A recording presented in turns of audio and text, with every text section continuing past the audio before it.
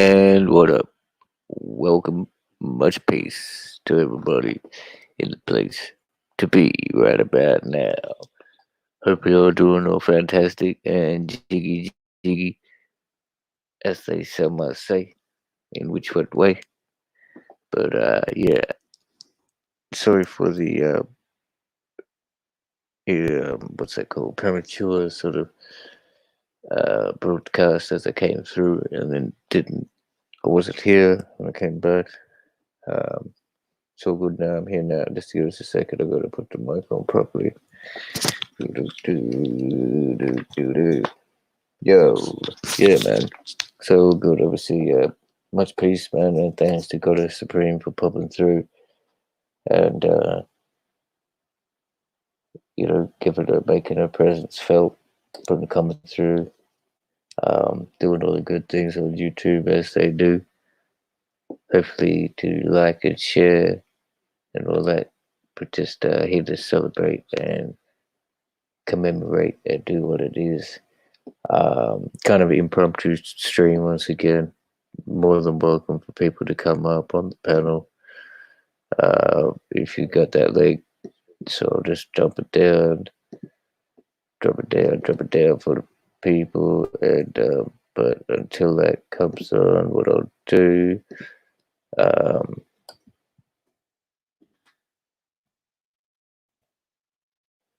okay, yeah, more than welcome. More than welcome to if you want to get up, chorus. I really got not much planned. It'd be kind of cool to hear that vibe. I was so in the meantime, I'll wait. But either way, it's all easy. I thought I might go through and do a bit of sort of what would they called trivial knowledges, I guess. Kind of on this day in history. So really was kind of inspired by a what would you say from the deconstructing propaganda at 420 from Tez. The goat, it was a triggered effect that it was just how he sort of took it out of the square and thinking from different perspectives than rather than mainstream, which is something I like to do, make people aware of facts which are not in the mainstream train of thought, which I really feel should be common knowledge, as they be pivotal parts of history or the past.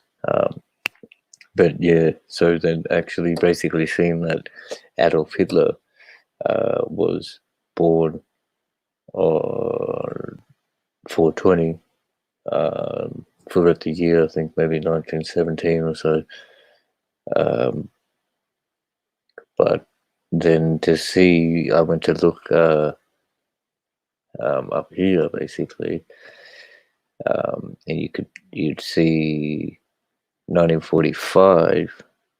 I thought it was the same day. I thought it was the 21st, but it's actually the 22nd. I mean, I thought it was the 20th, but it's actually the 22nd. So that's what triggered me. But anyway, it's a bit off course. But 2 days later, so that's a bit of a strange fact. The date of his birth was April 20, but the date of his death was April 22nd. That's when he was defeated and announced in his underground bunker that he plans to commit suicide, as it is written here. But yeah, so that was kind of trippy. And then also from there, you'd see the person who shares the same date of death would be the former president of the 37th president of the United States, Mr. Richard Nixon. So there's so a little bit of information that's kind of coincidental, I guess. But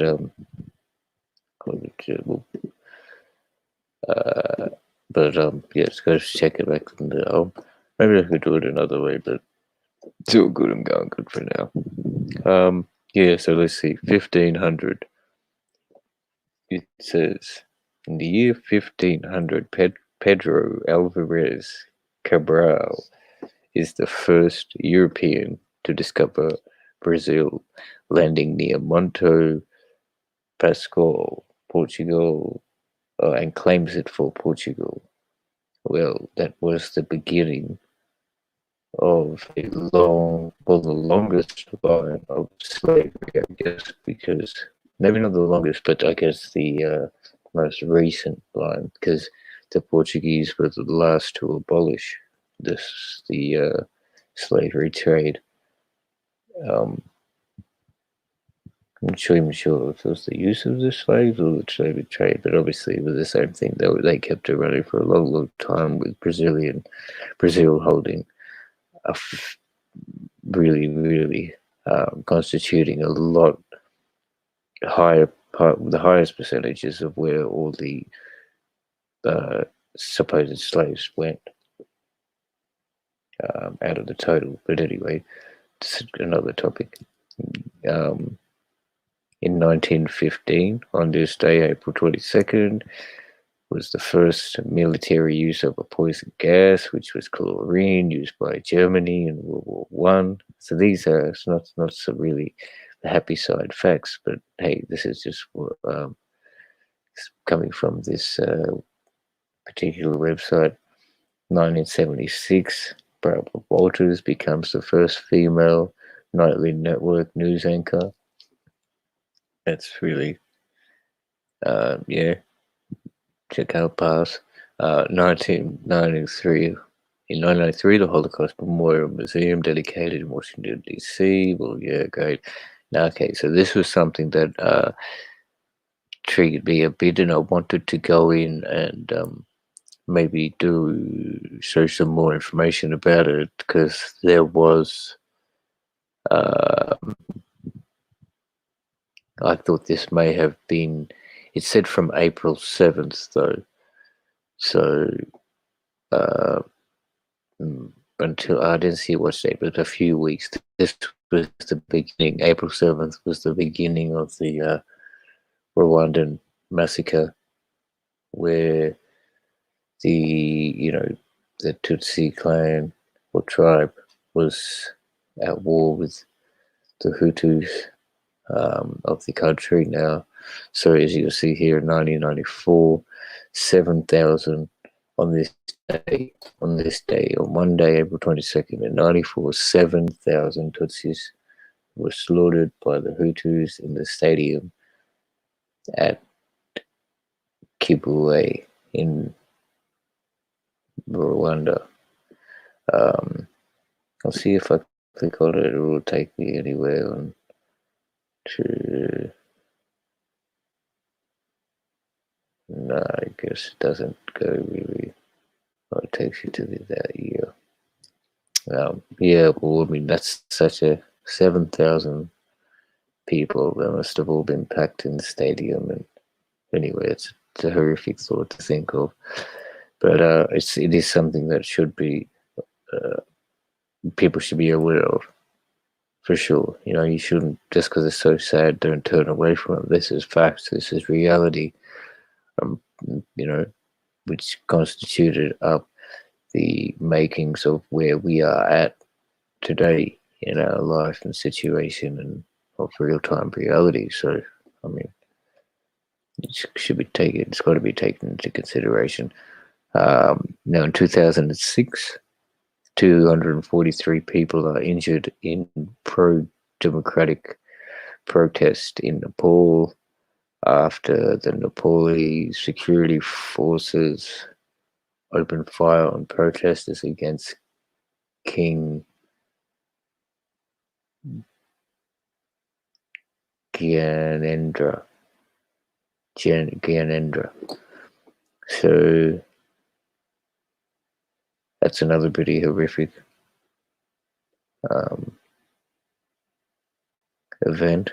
So hey, I didn't. This is kind of impromptu, as I said. So I just got into this and had a look. So I didn't mean it to be for so dark. But anyway, 2016, on this day in Paris, on April 22, the Paris Agreement on Climate Change signed in New York, binding 195 nations to an increase in the global average temperature to less than 2 degrees centigrade above pre industrial levels, and to pursue efforts to limit the increase to 1.5 centigrade. And obviously, for 4 years, that debate has raged on of climate control and, I mean, the climate change and global warming and carbon level, emission levels, and all such things. So, we're just looking for a beautiful world, really. I mean, I think, in my thoughts, I think we should, you know, take a few steps back, and just, back to the basics, really, because technology is something like, we've seen how the technological advances have really just caused nothing but devastation to mankind. In some ways, people might say, well, it's, caused um, convenience and stuff like that, but I think it comes down to a matter of well, they say convenience and efficiency, but I think it's a matter of needs versus wants, as opposed to, you know, human life, um, related to the bottom line as a concern with profit. So a lot of people business in the capitalistic and sort of, well, any business world is profit over people. And I guess that frame of thought has continued over the industrialization period of the business seems to sway the minds of the public with their promotion and marketing campaigns to show that there are no ill side effects of the production of their product, and um, even the use of their products is all great and it's all good and everything's fine. Whereas in reality, we can see, even just from that last point, the carbon emissions. So, so now, 100 years later, they're thinking about, after they've developed such huge, high foundations of infrastructure and living standard for themselves, being in the elite, and then causing, I guess, the separation of classes to a degree. Um, they're now realizing, well, hey, let's change, but they're still at that position, and that divide is still there. There's, I guess, so, and they require the labor force, which is the poor, which causes them to be the elite. But yeah, back to the point of just going back, and needs and wants. So I think we should, yeah, just for a while at least, um, because I think of people who are born from like 2010 onwards, really all they're going to see and be familiar with is, this, especially, like, this, I think, the new form of socialization, which has been what it is with this lockdown period, um, kind of, you know,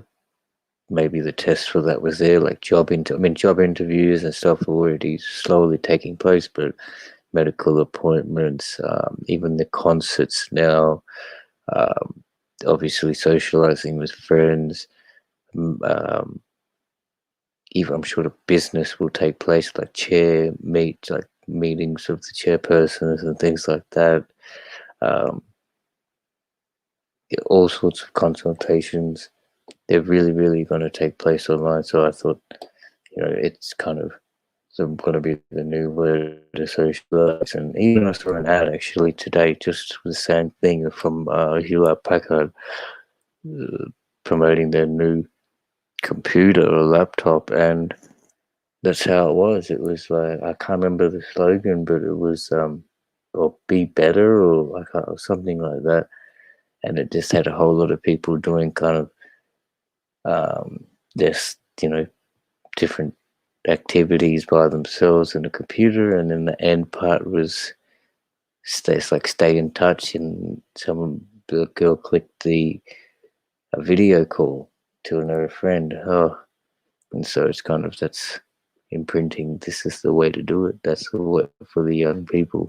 That's how you communicate. You don't actually go out and meet face to face at school or at the shop, or um, even out to your next door neighbor or anything like that. Kind of, it's maybe, yeah, and that's another part. Schooling will definitely be done online, um, and things like that. And even just your basic everyday things, graduation ceremonies and things even too. So we'll get back to on this day, see what's happening. Some famous birthdays, I guess. This place, for these people, they considered famous. Lennon, the I guess, what was he? The uh, what's that word? It's the predecessor. No, he took the place of, I think. Oh, well, he was prior to Karl Marx, then, was he? Or I think it must have been. So he must have been. Well, he was a Russian leader. Anyway, we'll give it that. Sorry, excuse my lack of knowledge on him. And Robert Oppenheimer was here, and I think he was the man who's been given the title of the creator of the nuclear bomb. Well, at least the one that went on to Nagasaki and Hiroshima, I'm pretty sure, for the United States military, to Japan. Obviously, this lady here, Betty Page, she must be kind of like the first Marilyn Monroe type American bimbo, uh, sort of doll, sex doll type thing, I guess. Um, and then Jack Nicholson, 83 years old. So today, so happy birthday, Jack! If you're watching this, my man. Here's Johnny, and I got a blunt in my mouth for you. Anyway, um,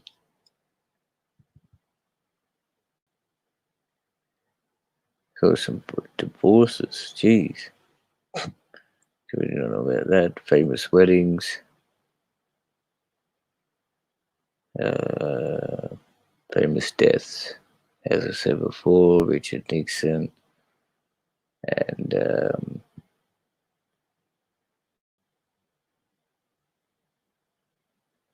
couldn't really.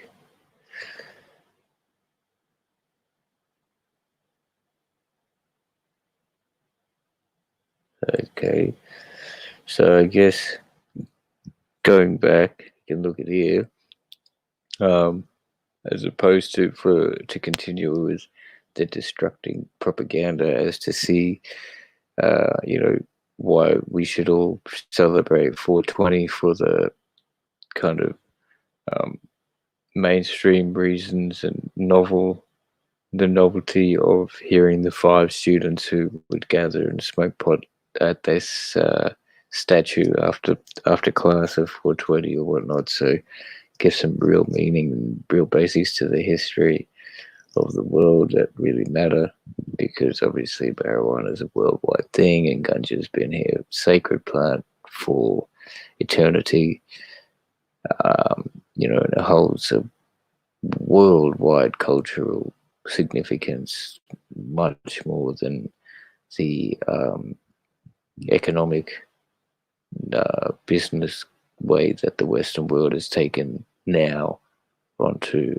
cannabis and that industry. But anyway, so there was on April 20, 1887, world's first motor race.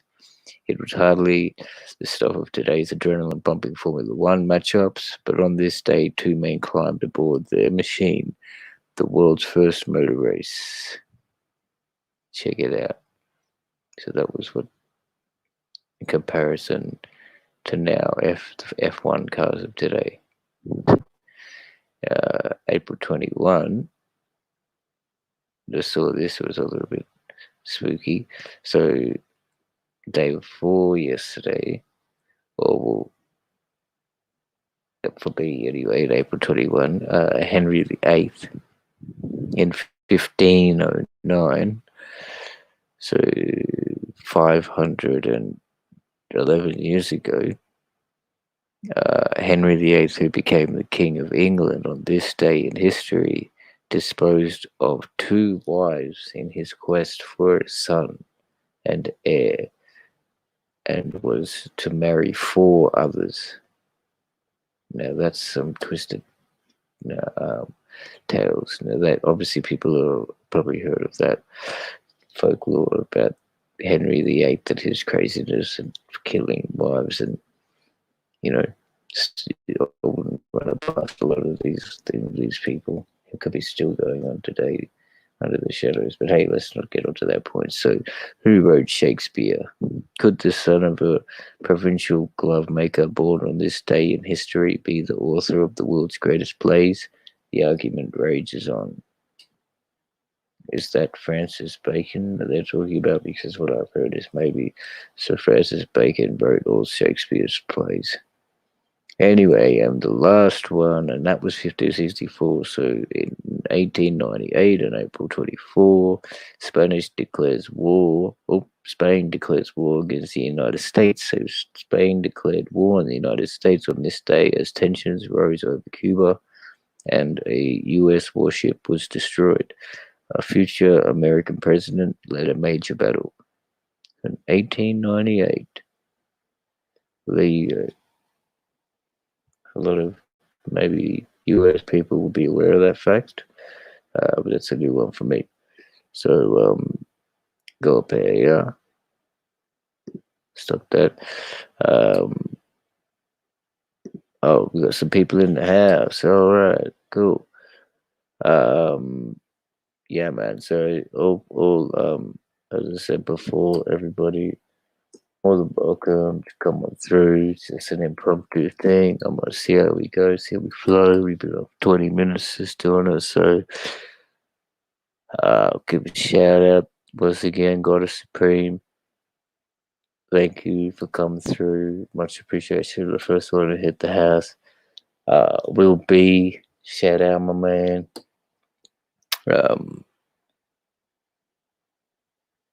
We got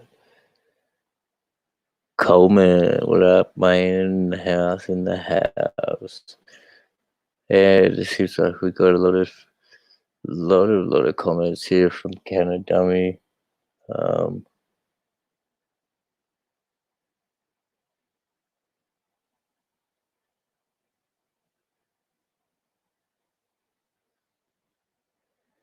Yeah, anyway, so he's got a lot to say. If you want to come up, man, more than welcome to come up. But if not, just continue. And I didn't get your email anyway, by the way.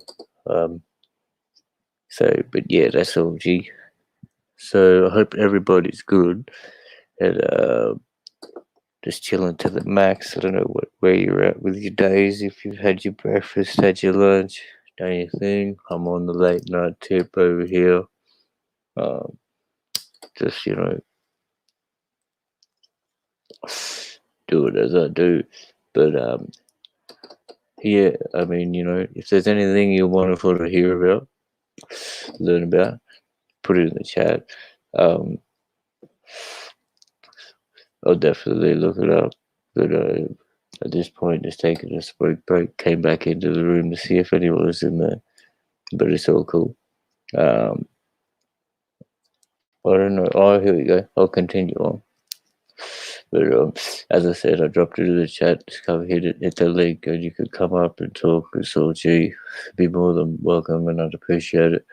But I'll go into this to keep some entertainment triggered. Alright,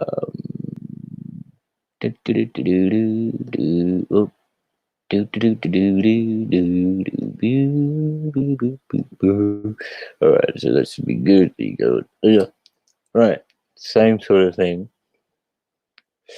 on this day in history. So I was kind of like thinking about that from the beginning, but I thought of Turkey Fiji history, so it's not on this day. Actually, it's kind of just more of Fiji history, so it's not April 22nd in general, but it's giving you an overview of important dates that took place throughout the past. So yeah, without further ado, I guess on the 10th of October in 1874, which is actually my father's birthday,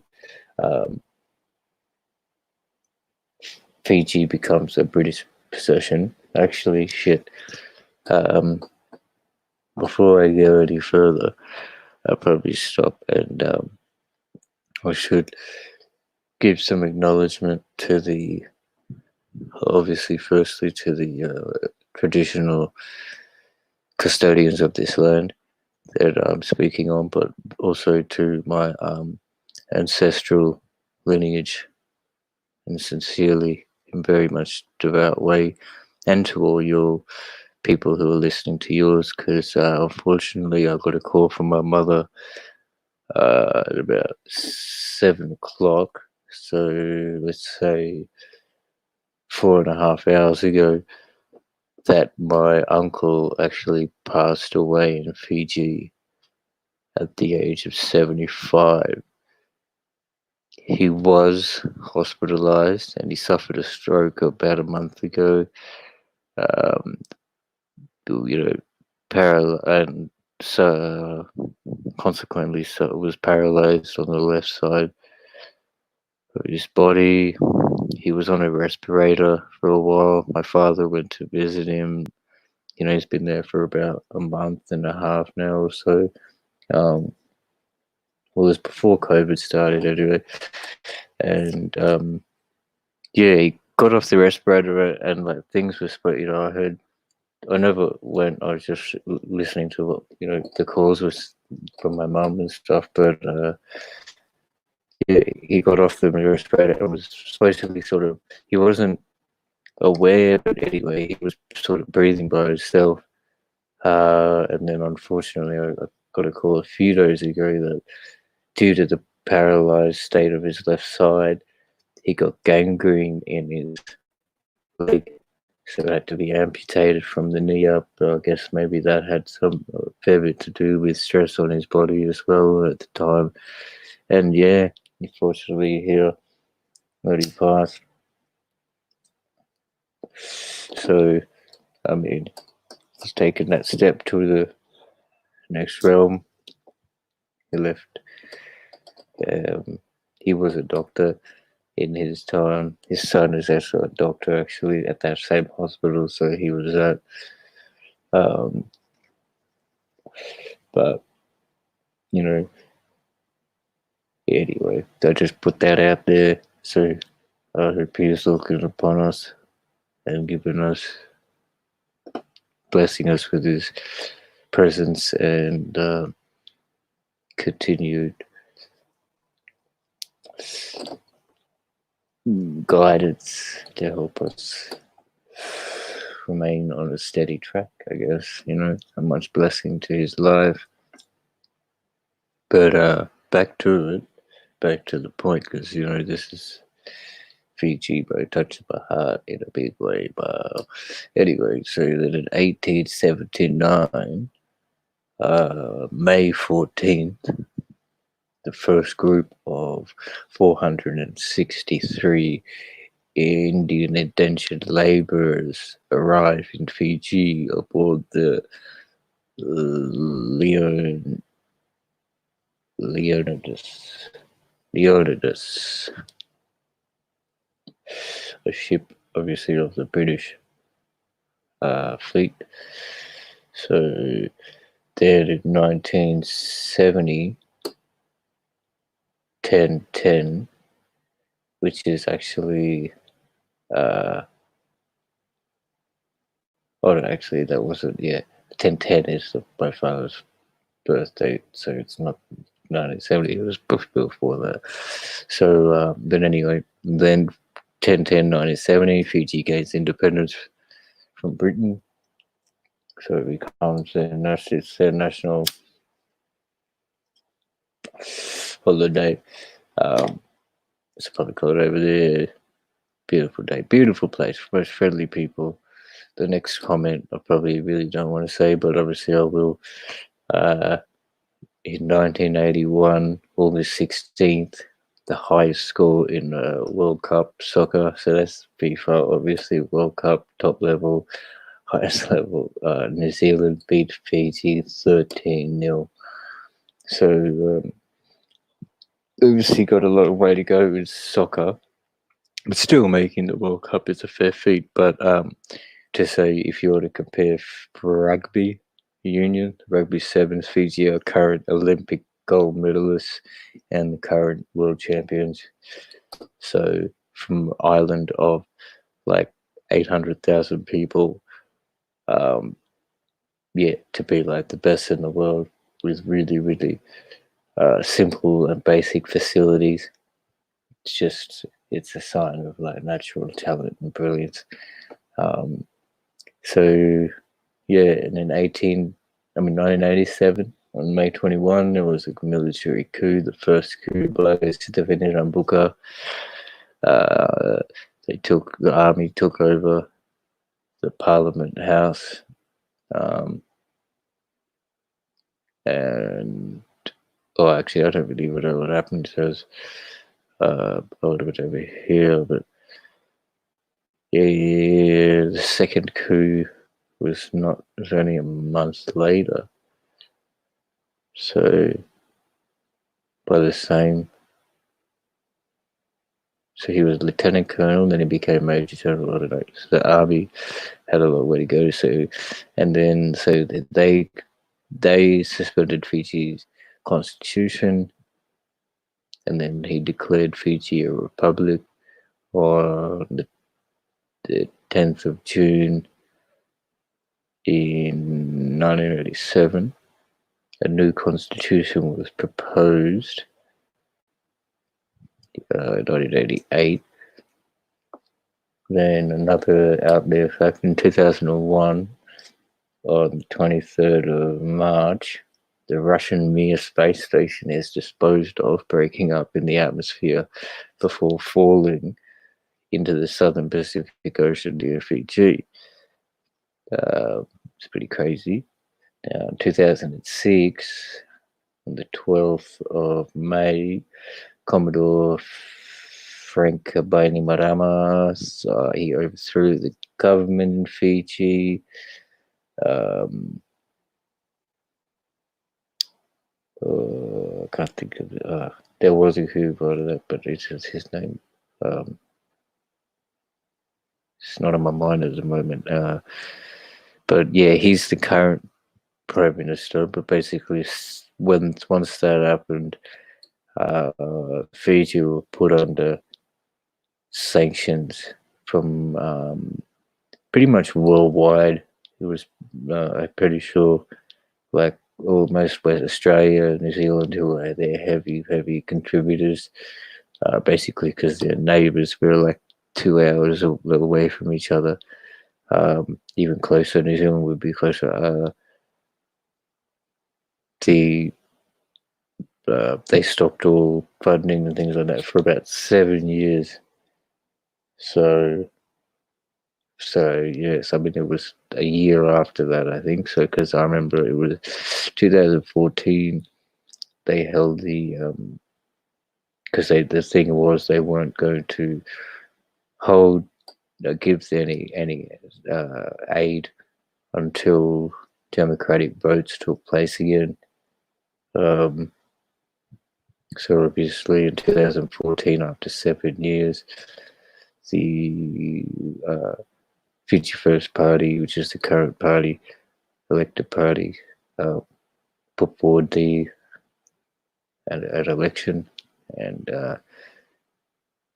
yeah, that was it. That was the outcome. But before that, 2012, 31st of March, Fiji floods killed 2 people and forced thousands to be evacuated. 2012, December 16th, 4 people are killed after Cyclone Evan strikes.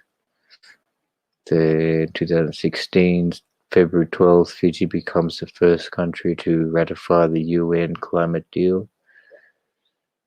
Okay, so that's what I was talking about prior, actually. So the Fiji were the first to sign that. That's information being. So 2016, February 20, tropical cyclone Winston hits Fiji, killing at least 29 people, and it was the most powerful storm on record in the southern hemisphere, with winds of 296 kilometers per hour or 184 miles per hour converted. That's that's fierce storm. I do remember the Cyclone Winston and hearing all the reports. Fortunately, I was here. Some famous birthdays. I guess people would have heard of in 1963, February 22nd, Vijay Singh, the Masters champion of 2000. He was born in Latoka, Fiji. A few cricketers, Vasily Serevi, absolute champion. 1968, he was very well known in the rugby union community around the world and very highly regarded. Paulini in 1982, October 15th. Kulina Vuli.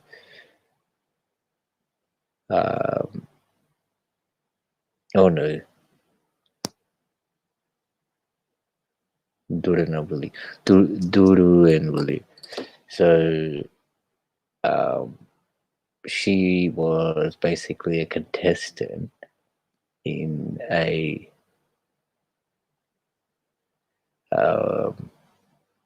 what is it, like American Idol, but out like it was Australian Idol. I think maybe it was the first year it took place.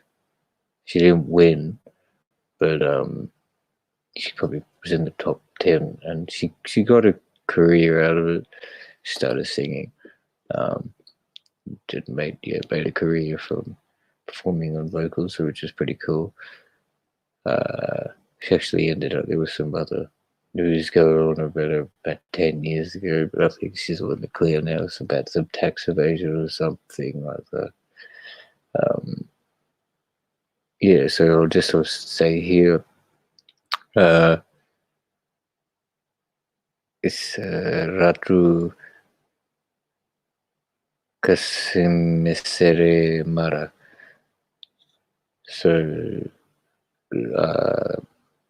basically Ratu means chief, so he would have been the chief, and he was the Prime Minister of Fiji at that time.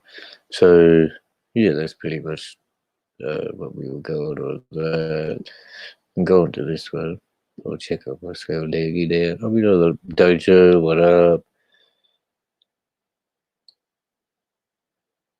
Yeah, that's very much a fact, kind of dummy. Much peace. So hope all enjoy getting the like. You're more than welcome to come up, man. If anyone wants to come up and say something or get their piece across, like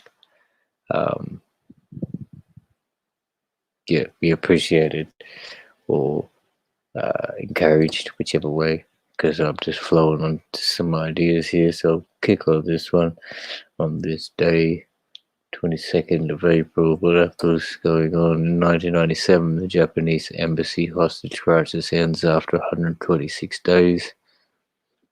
The hero status of the Peruvian troops involved in the successful raid was later called into question when evidence of summary executions of captured insurgents emerged.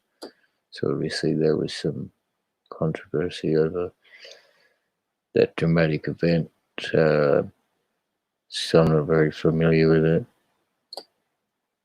at all, but it's just, yeah, obviously, and these are kind of, as I wanted to, get across. I mean, this is the ideas of some mainstream website, but I like to, I want to try and have a channels or just have episodes where I'm putting forward, as I said before, putting forward ideas and facts that are not in the mainstream, like in the common, just at the forefront of the mind, things that have happened that are really kind of pivotal and important, and people put them up to the side. And it's obviously an intentional form of the people who have an agenda. If you don't want certain facts to be arisen, you're going to erase them as much as you can or avoid them. So, yeah, basically, just keeping that perspective. But from what I'm just putting forth this, so this is all impromptu, but for sure in the future, I definitely, and I have put up streams, so just like, stuff which is more humane and gives a worldly sense of actually how we are all connected, and the true history of what the sincere culture of nature and natural human beings is about. But anyway, back onto the history. In 92, a series of massive explosions destroys parts of Guadalajara. The disaster in the downtown district of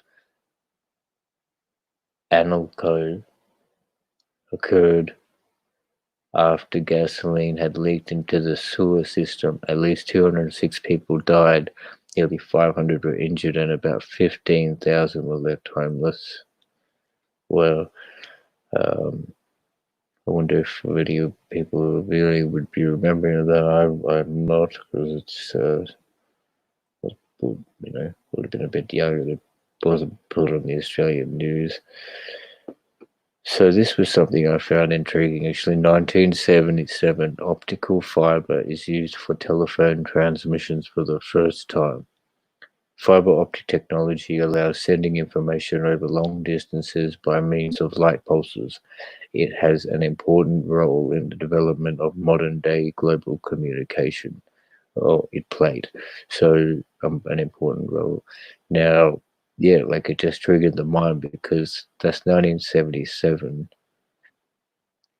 Like, I mean, that's pretty far away from the beginning of the industrial age, but then to see how quickly the developments came in the technology from optical fiber to then, I don't know what the next thing was, but then to Wi-Fi, and then to every new generations of Wi-Fi.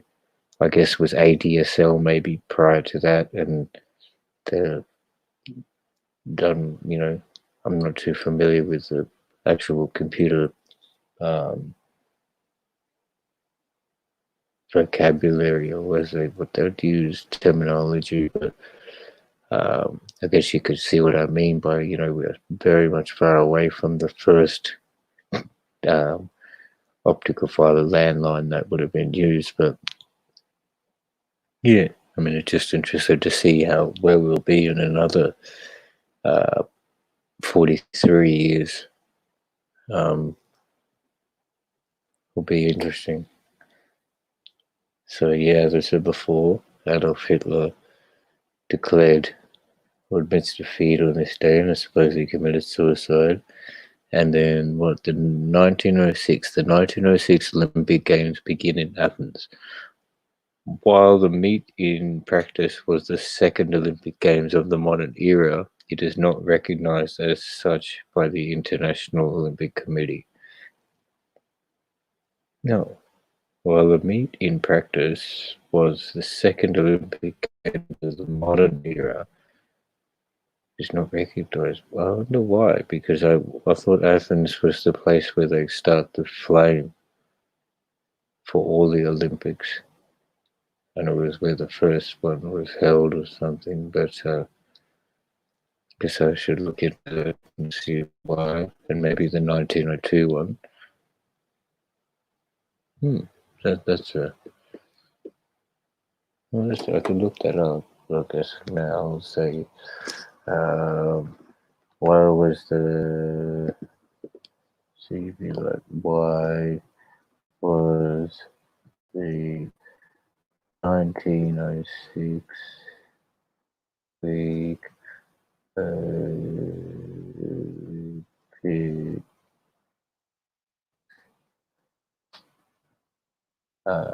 you go. Not recognized. Why is the 1906 Athens Olympics not recognized by the International Olympic Committee, IOC? To celebrate the 10th anniversary of the first modern Olympics, partly, and also because the IOC was trying to experiment of holding an intercalated games 2 years between the Olympic years. Okay. I didn't really comprehend that too greatly, so I'll just see here.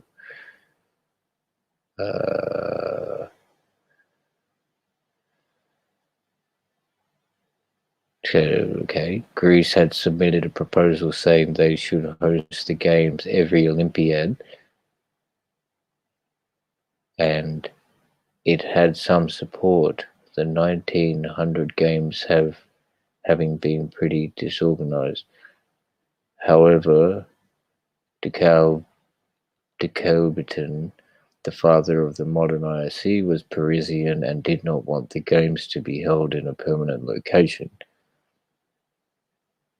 The experiment was to hold the intercalated games in Greece all the time and was moved around. However, Greece was unable to hold a games in 1910 and it was determined every 2 years was too often, so the 4-year schedule was standardized. There you go. Okay, so now it hits home a little bit more. Why is the 1906 games not recognized? Because it was an exception to the every 4 years rule and a mild embarrassment to the IOC. They would like to pretend it never happened. However, it did happen. There you go. So it has to be recognized. But the IOC has been successful in getting it not counted in the official, in quotation marks, medal counts, and it is considered just an intercalated games, not an Olympiad. Well, so there you go. I just felt like just going through some random things, which led me to another random thing because I was intrigued and to find out that information. I mean, like, it's kind of what's the word, like, disheartening to hear that, like, even in night, like, I mean, obviously it's been going on for so long, but this is the IOC, the top standard board of recognized authority over the Olympic Games, which is like the worldwide sports event, you know, supposedly the best of the best train, every 4 years and get to represent their nation and for, to achieve so much stigma behind it, and then to hear, like, just to read that again,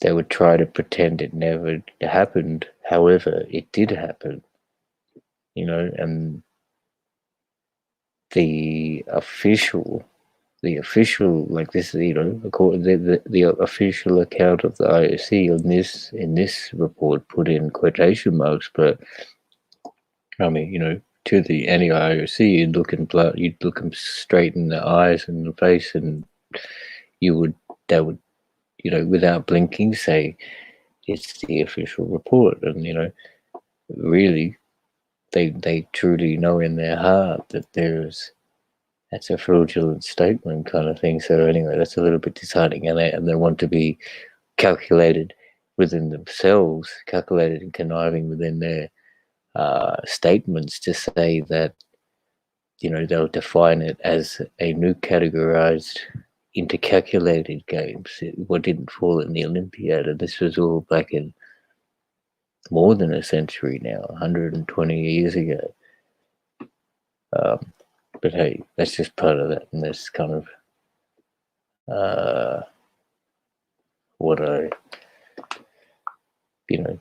that's my opinion on that little thing that I've just found. So we'll go back to where I was. Where were we? I can't even remember. I think I was over here. So there's no birthdays on this day. Let's see. Everybody could obviously read that. Lenin, 1870, I mentioned before, Russian politician. All these people, the people I haven't really ever heard of. But I guess not to go without giving them recognition. So 1916, Yehudi Menuhin, the violinist and conductor. 1899, Vladimir Nabokov, a Russian-American author. In 1891, Nicholas Sacco, a Italian-American criminal. And in 1724, Immanuel Kant, a German philosopher. Deaths on this day: Richard Nixon, on 1994, the 37th President of the United States. And also, as I mentioned in another one, Adolf Hitler actually was this another coincidental politician to die this day. 1986, Mircea Eliade, I don't know how to pronounce that, excuse me, Romanian historian. Earl Hines in 1983, American pianist. And 1616, Miguel de Cervantes, a Spanish author. I'd seen his photo around, so he might be a bit of a famous person. And then 1999, so wow, this is a 21-year-old, an Austrian Pakistani scientist, engineer, Ahmad Khan. Oh, 20, what am I talking? Oh, excuse me. That's really terrible. 21 years ago to the day, Munir Ahmad Khan, the Austrian Pakistani scientist, engineer, passed away. Commiserations. Obviously, he was a 21-year-old now. All right, so we'll hit that out. I'll go back into the jig house and come back in. Oh, nice, Dojo. Yeah, man, do it, G. I want to be here. I've been speaking, so like I've prepared myself like too, but I've got like a whole heap already chopped up. So Oh yeah, right. So it doesn't matter if you come up.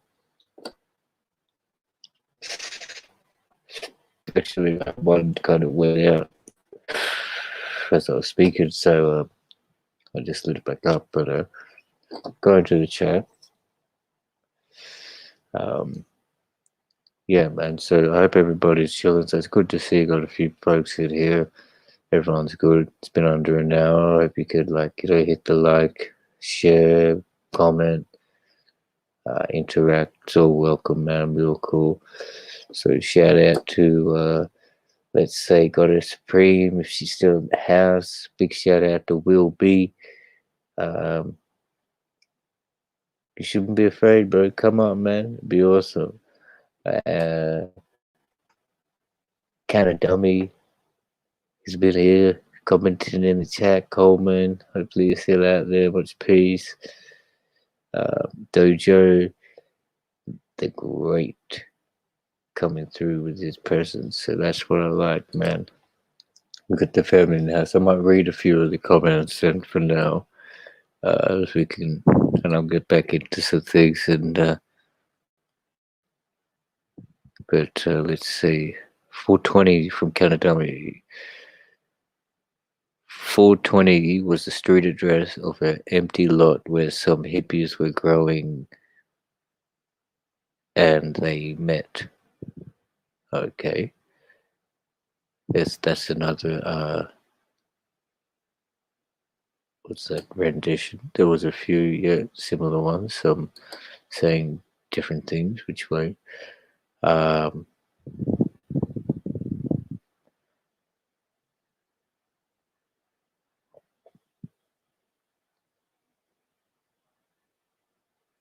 so we get distracted from discussing the truth by all kinds of trivia and false history.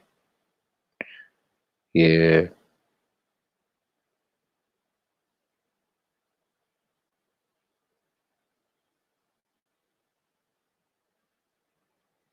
Please do not misconstrue the truth I share as negative if you are unaware.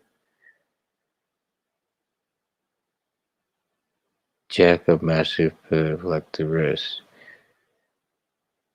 What? Anyway, yeah, dude, I don't know.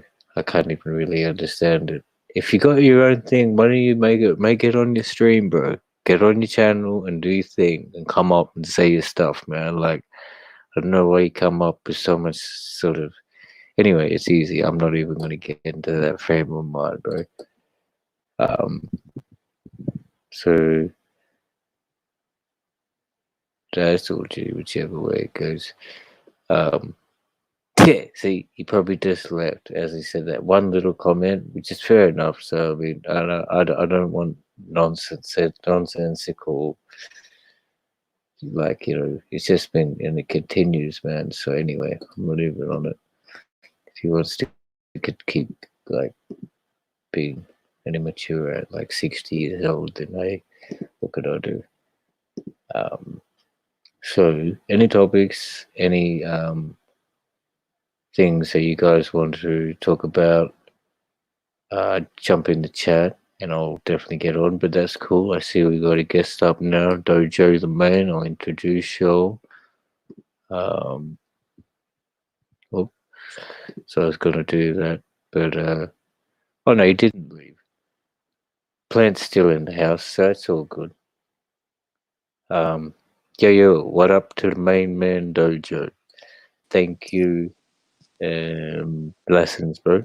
Appreciate you for coming up. How you feeling over Peace your and side? love, Son Ray. Peace and love to the chat. Peace and love, Son Ray. Thought I'd come up here, man. I ain't been on your panel before. I saw you went live. I'm back in California now, so I'm like trying to acclimate. I'm trying to adapt myself back to this time frame. But shout out to you, man, and I'll be joining more often, man, if I'm given the privilege. Yeah, for sure, Giddy Bad. More than welcome. So what? You got back to California today, or within a day or two, or where were you before? Uh, I Or was which time currently in zone? Denver. I was in Colorado for about a year. Then I moved to Okay. Dallas for a while. I was in Dallas for about 4 months. I flew back to California the 18th, And ever since I've been back, I've been trying to get all my, my equipment back all situated and stuff like that, so I can get back on and be more active on here. As Oh well as yeah, I'm back in the garden. Summer is summer. The summer time in California, the gardens are just like the gardens are beautiful. I'm working two main gardens right now. That's what I'm going to use as my content to develop a new path for for my channel. Normally yep, my content comes from experience what I'm doing. I don't normally go out and get like clippings of stuff and share clippings on my YouTube page. So I have to develop my content. It comes from me, and so if I don't have it or if I'm not developing it, then I'm not actually working. But I'm working, so I'm here now. I'm here, and yeah, I got yeah. some exciting things to show y'all. It's gonna be fun. Well, that just made me think of like, oh no, well shit, I'll stick on to what I was like firstly thinking, like, I guess so it's not much of a time adjustment, eh? It was more just like getting all your stuff and settling into your environment, really. I was thinking if you came from the East Coast, go to California, maybe you'd have a bit of jet lag or something, but Colorado's only not too far, right? So it's really more just about adjusting to your environment. Yeah, it was Or, Dallas. I went from Denver to Dallas to California, like just all in one good whop. Within 2 years, I did it like a big. I guess I can call it a tour.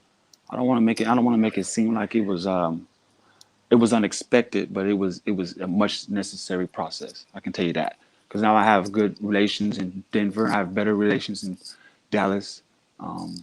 Dallas is 2 hours from here, and so it's like even though this quarantine shit begun prior to me flying back, I had to take the initiative to do so. I had to fly through two airports. There's a lot of people who spooked out about it, but that's when I told myself that I won't get nothing done if I allow the mainstream media predict what I'm doing in life.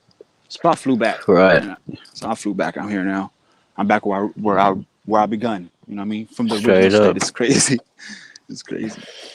Ah, man. I mean, travel is always a good thing. It opens up your eyes to different cultures, different experiences, man. In my view, anyway. It's a good thing for people to do.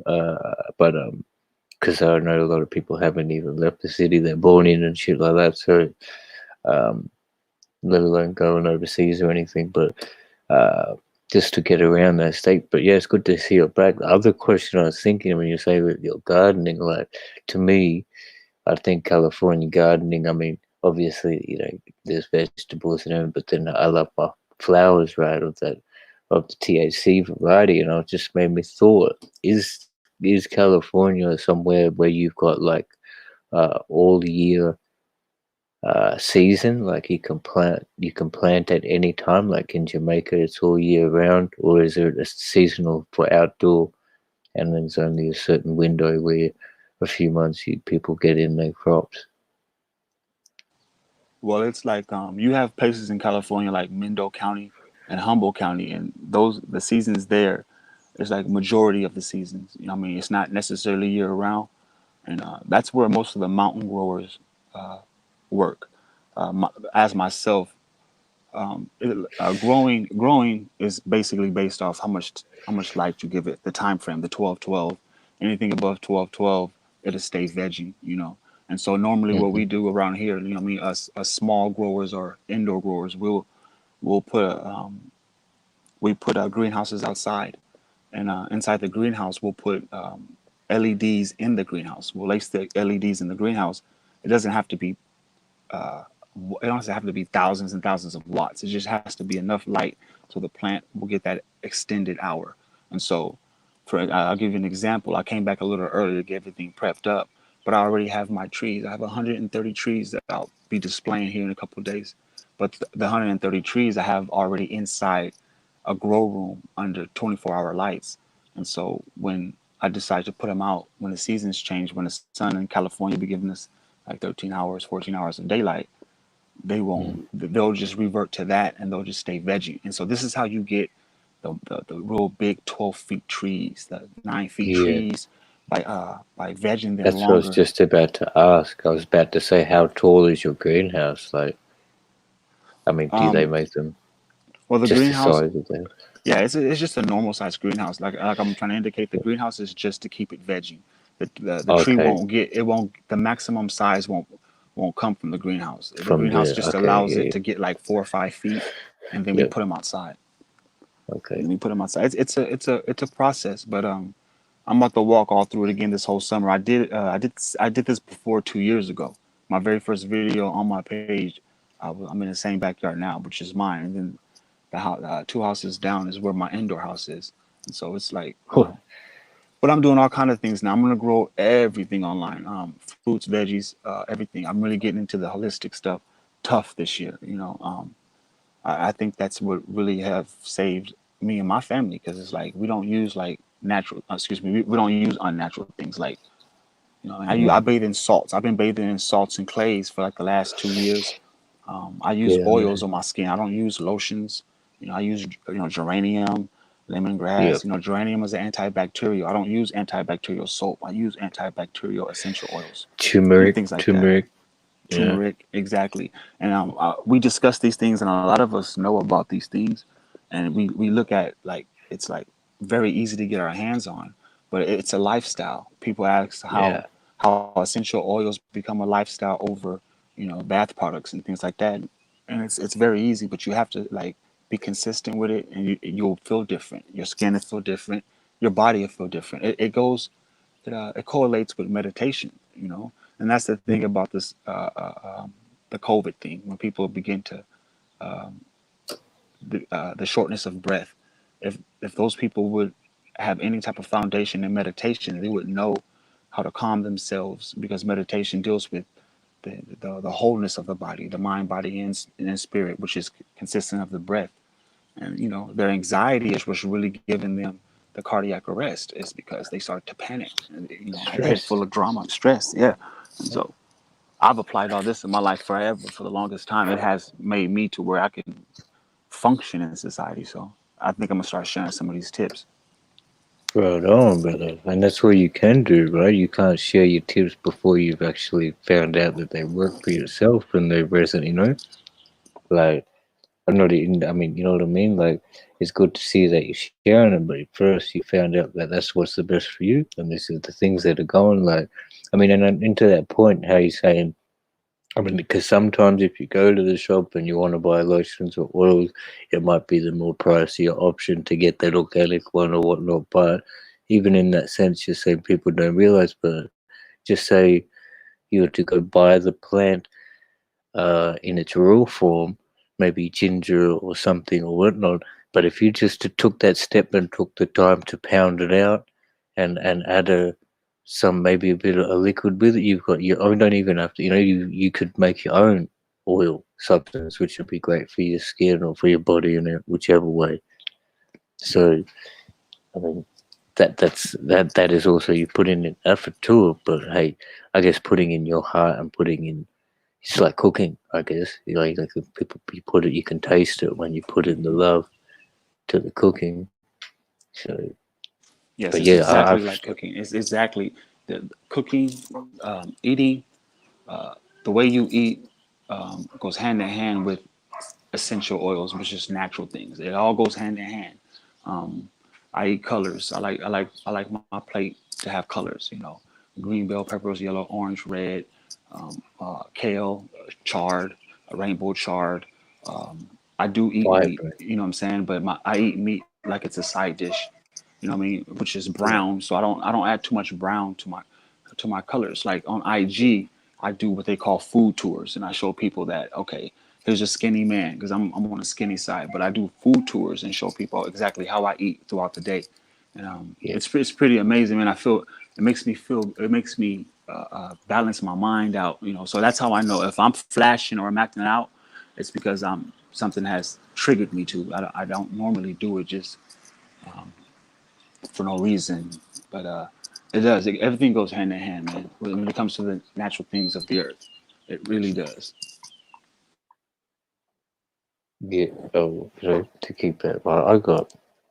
What's your And honor special? I haven't even got it today, but yeah, but I'll pick it up. Get a page going. get a page going. Yeah, I will like just to say for getting all these online, so it's like an IG and I mean, like Instagram, Snapchat, whatever, all the new the prevalent, relevant ones. I haven't established anything. I do want to, but I've just been so kind of lazy. Not yet, just been lazy with it. I haven't got together and done it. So I've just got to think of Yeah, a all focus the in the social right media way. sites I keep going. like my Facebook that corresponds with my IG and somewhat my YouTube. That's where my foundation is. I got a page called Weedy Wonka, Weedy Wonka, and I guess a little over 2,200 followers on there. They've been Yeah, following me forever though. I've been my content on there is very the track record is great. It shows all my gardens, all my cycles from like 3 years all the way up to current. And it really works out. But right now I'm currently trying to figure out how to pull all my platforms into one, make this social media thing mean something instead of just using it as a device. I want to be able to like, especially now that I have the time. I really have the time. I think we all have the time to figure out what we want to do when it comes to yeah, becoming great. Yeah. yeah. So I'm into it now. I'm Absolutely. getting it. That's right. At this, I mean, as you think, at this point, we're in lockdown or whatnot, so it's the time to kind of, what's that word, reflect or whatever, and think about which way you want to go, um, and how to be great, as you said. So, and obvious, I mean, this is definitely. I mean, I say this thing sometimes, like people born beyond 2010, from 2010 and onwards, all they're gonna know is the life of digital socialization and like so these are the new avenues and platforms to go and they are forms of income so really and I think um, and as they do a lot of people say like I mean everybody can has some content to deliver we're all not necessarily going to do like be able to do conversation debate um, entertainment, comedy, or whatnot. But you find whatever you can do. Maybe it'll be a cooking show, or maybe like just saying, show your garden, things like that, or maybe riding the bike, going around your suburb and your block. You know what I mean? Even that will be entertainment for some people. Because like, just say you got a GoPro and put it on your helmet and rode around the couple of blocks. Firstly, that scenery, and it's like people who don't even get out and exercise, they'll probably press that, to think that they're doing some exercise, you know. But and you obviously get bicycle fans that'll watch it and stuff. But just in any which way, man, I think maybe everyone can't step up, but like it's been there, and those platform opportunities have been there, and really, uh, and they'll continue. But the time is now, and I think, but don't. I think. I mean, you can do. It's up to you. There's all different ways. I was going to say, don't just dive in, and this is kind of what I've done with this one. Is just dive straight into this without thinking about it really, and um, having a you know dedicated direction, sort of.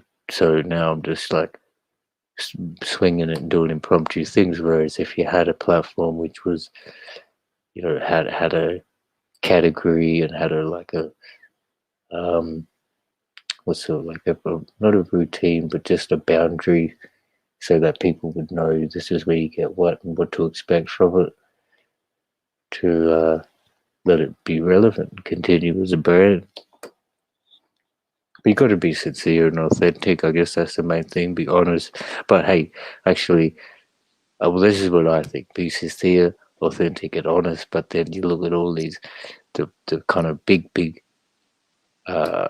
production media, and you obviously they've scripted everything and um, have got agendas behind and bias behind it. So that's not something I want to be. So, but they are something that uh, leads the field, I guess. I don't know, leads the field, but I think just be yourself, be authentic with it.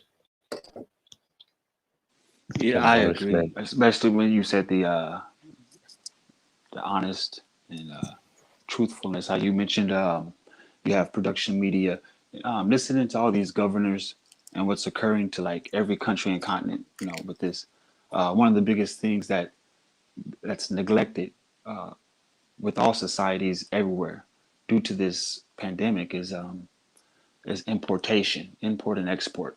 Import and export consist of shipping and handling, which is S&H.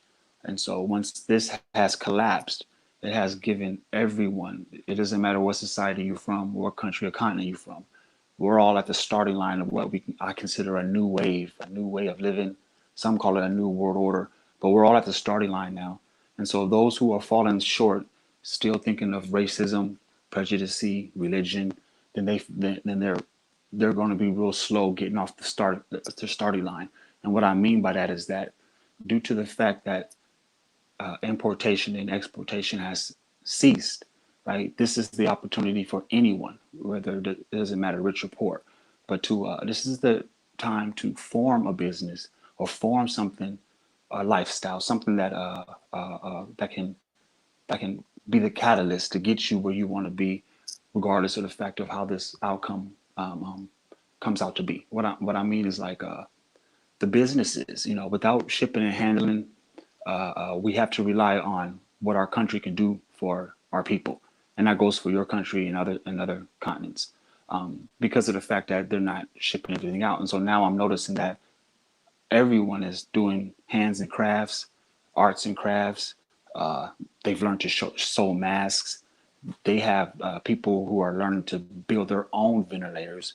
You know, people are smarter than having to need a corporation, you know. And so that's where I'm at. You know, I've always been into mycology, which is agar, you know, growing mushrooms, growing marijuana. I've always been into the soil, the biological aspect of the soil. That's what I've really been into. And so on top of that, I got my youngest son, right? He goes, you know, I'm Dojo, and he goes by Ninja Pimp 420, and he's doing his thing. And so I'm just trying to bring all my, I'm trying to get all my ducks in one row and do my own thing, you know, be my own key, be the master of my own Hmm. everything, you know. And this will allow me to say, okay, this is how I want to open up my doors for services, whether if it's holistic science, entertainment, it doesn't really matter. So what I'm saying is that if anybody can do anything or had a dream before that they was going to do this in life, now is the time to do so, because it's like now is the time for manifestation. Not because you're just Mm. quarantined, but the society is slowly shutting down, and that's, I think that's one of the biggest reasons that I came back so fast, is because farmers markets where they grow food and all that. This is the thing that people are really going to need to learn when it comes to small gardening and stuff like that. We don't know what we don't know what the outcome of all this is going to be. So Mm. I'm taking it to my advantage to do what I can do without having to be too educated. You know, most people in America, they feel like you have to go to college in order to get a degree to say that this is what you qualify to do, and you don't have to, because it's just it's just natural. You know what I mean? Mm. Biology, microbiology, fungus, bacteria. These are the fields that interest me the most. I don't. You don't need school for that. You just have to. You just don't have to. You just have to learn to catalog and categorize things. And so, like you were Yep. mentioning about distillation, you can take the, you know, these are the forms of putting these natural elements, whether if it's essential oil or making it to an organic powder for Yep. seasoning. Yep. This is all done through distillation, you know. And I have a wide range of equipment and knowledge on that as well. So like I mentioned, now that I'm back at home, my home, right where my kids are, I can unpack all my shit. I can unpack my microscope. I can show people what a bacteria is and how it actually works. You know, because no matter what, it's gonna all come down to showing that this wholeness of life is where it's all at. You know, it's like, for instance, of a virus. So we know what viruses are. We know viruses unseen, but they need a host to survive. So that's just the simplest thing about a virus. It needs a host to survive. But it shows us that when a human have a virus and they die from it, the virus dies as well. because there's no living host within the human. That indicates Right. that when the human dies, simultaneously all the cells in the human body die at the same time too. And so it's just crazy how we're just really a speck. Human life is just really a speck of dust, like a speck. It doesn't. We decay, or should I say, we decay over a period of time after a dead body does what it does. But it's just strange to me how all the living organisms in the body, excluding the cells, all the anything that's being electrified to say that it's alive, right?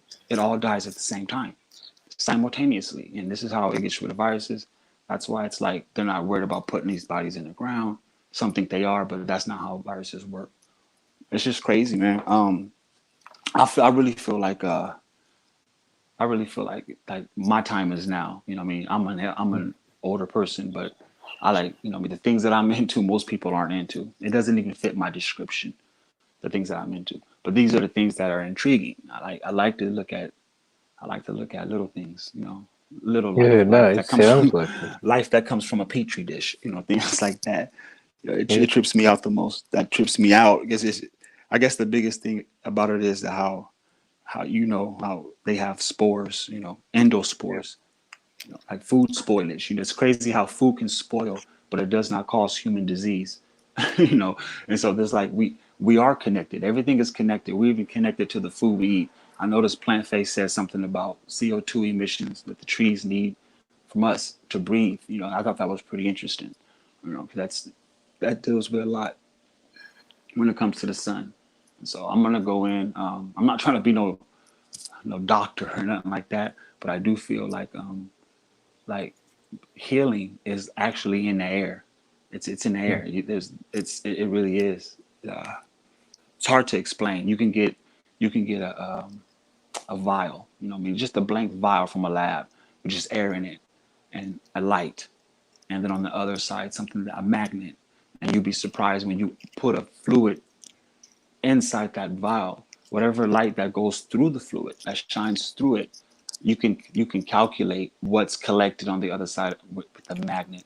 And by doing so, it shows you that when the light gleams through it, the more the less light that goes through it, it shows that this is when it comes to bacterial formation. This is how it works. It's interesting as fuck, but it sounds boring. But it's really interesting. Everything okay. comes from like nothing. You know what I'm saying? I guess that was one of my biggest goals as a kid. Is like, how do things come from the invisibility? When something comes from nothing, I want to see it happen, and bacteria allows me to do that. Right. It does. It really do. Exactly. Yep. You see the inner workings, the infrastructure, and how each building block is the process, and even which ways things differentiate. Like you might leave that dish out there for that extra day, and something dramatically different will happen, or add certain substances and things like that to it. But I mean, yeah, totally. It sounds like it, dude. Like you sound like you've got that, like it all. Not even like you got the passion, and you've also got the vision and the sort of calmness about it that you'll actually be. You could see that you can do this and get it done. So um, yeah, I'll dig it. I would like fully like to hear. I'd love to see the garden, step by step as it goes. Learn a little bit about it. Also, even like by microscopic things and whatnot, natural things. But yeah, as you're saying, always on. You won't want to be a doctor, but be a naturalist, but a realistic naturalist. What's going to be beneficial for you? What you can do in your routine. It's not going to be too difficult, but it's something you love. I mean, obviously you got a passion for it too, but and to see your kids there and stuff. But yeah, I'd be definitely gold. I mean, well, with spores, I mean, you said spores there, so it made me think of like mushrooms and things. But to grow, what other sort of things would you be able to do? Could you make like uh maybe any other vegetable from the spores or any other like? if you had You tomato can. There's spores all or different something. types of. There's all different types of endospores. Normally, when you do psychedelics or any mushrooms, there's all different types, and that's going to be consistent of which type of spore, syringe spore that you buy. When I grow mushrooms, I just ordered one yesterday, so I can start a new run. But when you do mushrooms, you gotta have the syringe. You buy a syringe, and the spores are already inside the syringe, and so you can buy different strains of syringes, just like you can get different types of Yeah, marijuana strains. You can get yeah. different types of spore strains, and this consists of what type of mushroom and the look of it as well. Okay. As when it comes to sporulation, and like I mentioned, it all started with the soil with me. I always thought that my green thumbs, because I got two green thumbs and two green toes, and I thought it came from because the trees I grow very well, but I was really good with the soil. And see, there's something about the soil when it comes to fermentation and humidity that it's like second nature to me. Something that was never taught to me. It's like a gift from God to know humidity and the way I do. And so I know how the evaporation rate, the re-wetting.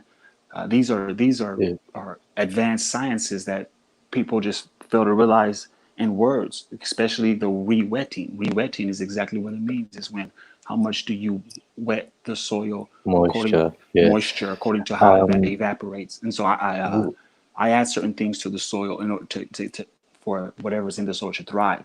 Certain plants, right? They certain plants thrive in with acidic soils. You know, we are all taught to stay away from acidity, like alkalinity is everything, and it is. But when it comes to acidic and gardening in nature, right, it's needed. It's a necessity to certain plants, and so these Of are the things you course. find out and you figure out when you start dealing with the soil. It, it's a necessity for human life too. That the whole pH scale, like we are on an approximate 7 or something in the alkalinity. But I was thinking with spores, like when I was, well, first of all, two kind of like because I was basing it off what other things can be spored other than mushrooms. Because when mushroom, like I mean, in my experience, it was like we did it off mushrooms that we picked, and from under the cap we got some spores, and we put it onto like tea towel, not tea towel, paper towel, and then let the first things grow from there. Have you ever seen any sort of experience with that? And also with the ones that come in the syringes, are they all psychedelics or some is edible? Both, and Both. they're both. And you mentioned Mm-hmm. how they spore prints. They make a print like a fingerprint. How you mentioned how you did what you did, and then under it was the spores. That's like the generation. That right there gives us. That's how you get the psychedelics from certain mushrooms. You have to like Uh, take the so spore that will be print, all different. Okay. Yeah. and then you raise the print, and it's all mycology. It's all in mycology. It's all. I know these words are scientific words, but I mean they're already And the tagged to the environment concept. comes holds a lot to it. That's right. Temperature, the timing, uh, Yes, and yes. the surrounding bacteria and stuff like that. Eh? So, but then from that stage, putting it into like you don't start it from the soil, would you? Do you, or like you'll be taking those? That's a very Uh, good question. That's a very good question. That right there is exactly where I'm at currently with everything. Trying to determine what I can start from just water base or just from air. Because like I mentioned, you can that air has life in it, and so you can take air and you can just take air, moisture, and you begin to start seeing sporulation. You start seeing life come from it. And so if I'm able to like categorize what I've taken and add it to certain soils, I'll be able to have my own solutions because it's really the right. migration of the bacteria that's happening in between all the root fibers. You know, when the roots grow from any tree or any plant, it's the fibers, like the hair, the fiber follicles that's coming off each root. That's where the bacteria resides, and when Yep. where the bacteria resides is where I figured out, okay, this is where it's at. You know, I mean, this is how these trees are thriving so well. You know, I Yeah. never get a yellow leaf. Usually when a plant has one yellow leaf, that plant will use all its nutrients to funnel it to that one yellow leaf, which causes all the other leaves to turn yellow because they become nutrient deprived. That Right. comes from. And so it's like it's a real big deal when it comes to the soil and the bacterial portion of it. When you take care of it, they'll tell you the balancing of the pH balance, but it's really the like I've mentioned before. I mentioned the cation exchange. They put these big words on them, but a cation exchange is just basically the energy coming from the human hands. People be in the gardens with gloves on and stuff like that. When I deal with the soil, my energy is in Oh, that facts. soil. Yeah. You You know touch, you speak to it, you exactly. everything. You can play music to them, and they definitely grow and develop in different ways. Um, I think so. Was that a catatonic? Is it? What do you say? No, Cations. Use cations. It's like cations. yeah, like Cations, not you have cations. ions, but when it's in soil, they call it Cation. cations. Cations. So, I was there, and just for I guess other people that are listening, is that when you do find that yellow nutrient deprived leaf on sort of any plant, it'd be an idea to remove it because it's kind of just putting unnecessary energy into that area. So, I mean, I'd rip them off most times. Yes, that's why they call they defoliate. When you start to when you defoliate a plant, it allows the nutrient content to stay balanced in that plant. Most people don't like to pull off leaves or cut off leaves, but it's a necessary thing. One leaf will die. You will get deficiencies, but the deficiency normally, like I mentioned, the deficiency normally comes from something going on with the soil. The plant thrives from the roots, and the roots thrive from the soil. So what you see above the soil is a representation of what's Yeah. going on inside the soil, and so Mm. that's where it's all at. That's exactly where it's at. Eventually, here in a couple of days, I'm gonna unlock all my videos on my page. I got like over 15 videos, 20 videos locked, but it all consists of what we're discussing now. I got some of the brothers on the panel, but they've been set on private for quite some time because it's like HOTC it's a lot of us, and so for us to take our page and try to make it form a lane, right? Some other content can distract us from that goal, and that's what happened with me. I took a detour and I didn't stay on my lane, which is what we're discussing, like growing, soil, all that stuff. I didn't stay in my lane, so now I'm gonna stay in this lane and keep doing what I gotta do because I know I belong in this lane. I don't belong Mm. gossiping. I don't belong talking about conspiracy theory shit. I don't really Mhm. belong. I can talk about spirituality, where we come from, things like that, because it all ties into like some of the research that I've done to get good at growing. It really does. But like I mentioned, man, I'm more comfortable when I'm discussing stuff that I know rather than Mhm. dealing with the Um, drama. yeah, it's beneficial. That's right.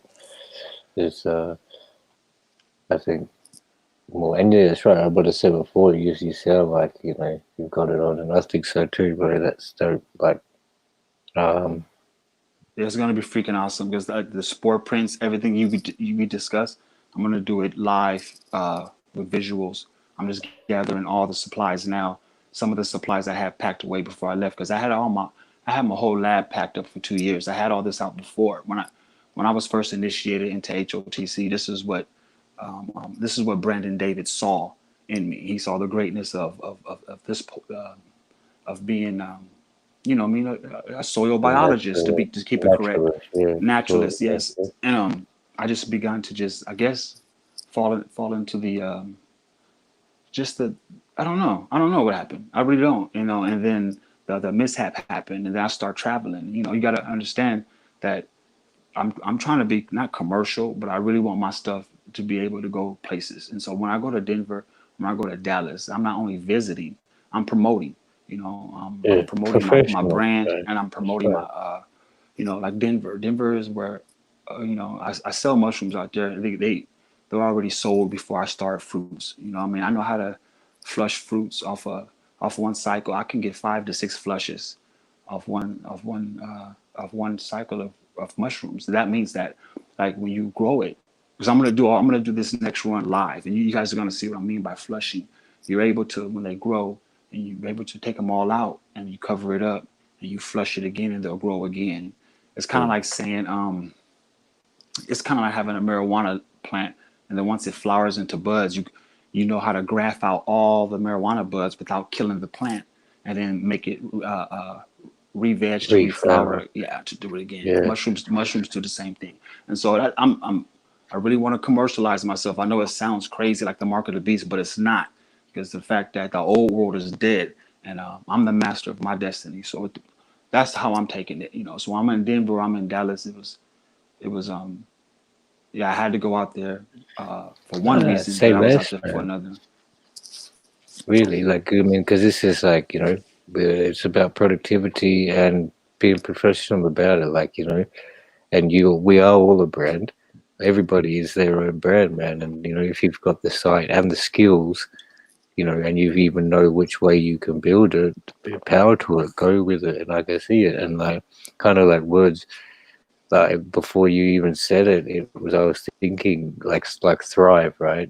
So this is the roots for thrive. So because it basically, I mean, if people don't realize, as you said, what's above is a replication of what's underneath, and like you see a 3 foot tree with all these buds, people go, wow, wow, or anything, but underneath that root system under there, and even if it's inside a little pot, that's massive. There's an extensive meters and meters and meters of like roots that have thrived within there. So I mean, just imagine, what's on anything else. So I'm basically saying, yeah, so like you're at that stage, and I can hopefully see you going and that blossoming and that. But a question I was gonna ask would be, because before you're talking about trees, and I forgot to ask, would be like out of a 12-foot tree, how much? What is like cropped off that? Like, I mean, for an indoor plant, one single would be,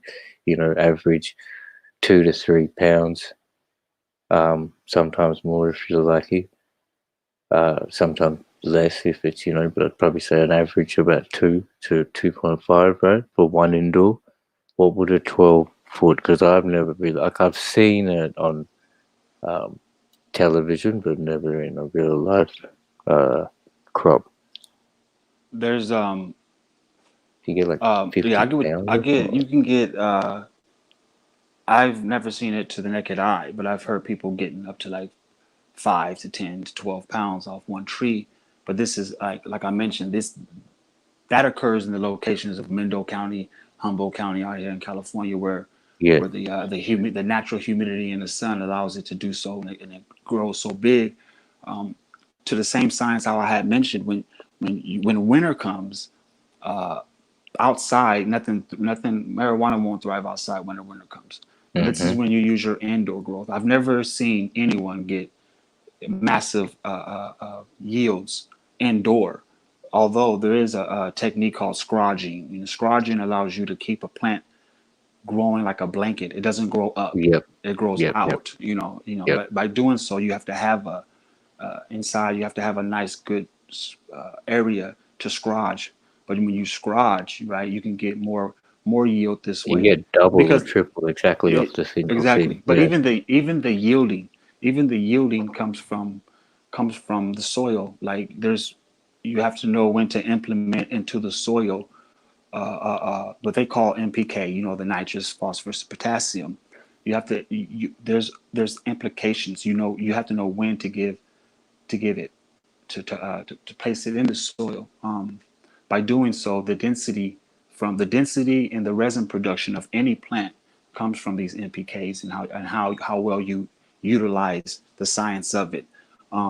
You can grow what 30 trees indoor in a room with 4,000 watts, and you can get about 6 or 7 pounds from like 30 trees. Uh, the most I've ever gotten from my outdoor tree here is 2.1. You know what I mean? I've never done a real big yield from one tree, but the Mm. density, the density is what's going to give you your weight. It's really not the more of the bud. You can get, it's the weight factor, you know. So if your nugs are properly densed and not over densed, because if you use too much of one thing, Yeah. it can turn it like to a lettuce. I've done that before on certain trees. But like I said, it all comes down to the content, you know, and the photosynthesis, you know, the light, you know, because light has two The phases. environment. You have Yeah. light dependent, you have light dependent light, which is the reaction of daylight, and then you have light independent light, which is dark reactions. You know what I mean? So the light, energy rich light is just sunlight, and then reduced CO2 and sugars is dark reaction light, which is light independent. You know, both of these are light, and so people say that the moon don't give off light. The moon gives off, it gives off this energy. I won't consider it to say it's light, because most people say, oh, the energy of the moon absorbs the light from the sun to shine. That's not what I'm talking about. I'm talking about the waves, which is there's a the energy comes from the waves. When you look at the rainbow, okay, I break this down a lot. You know, when you look at the rainbow, you have the red, orange, yellow, The and then you have the spectrum. green, Yeah. and then you have the green, and then you have the blue, indigo, violet.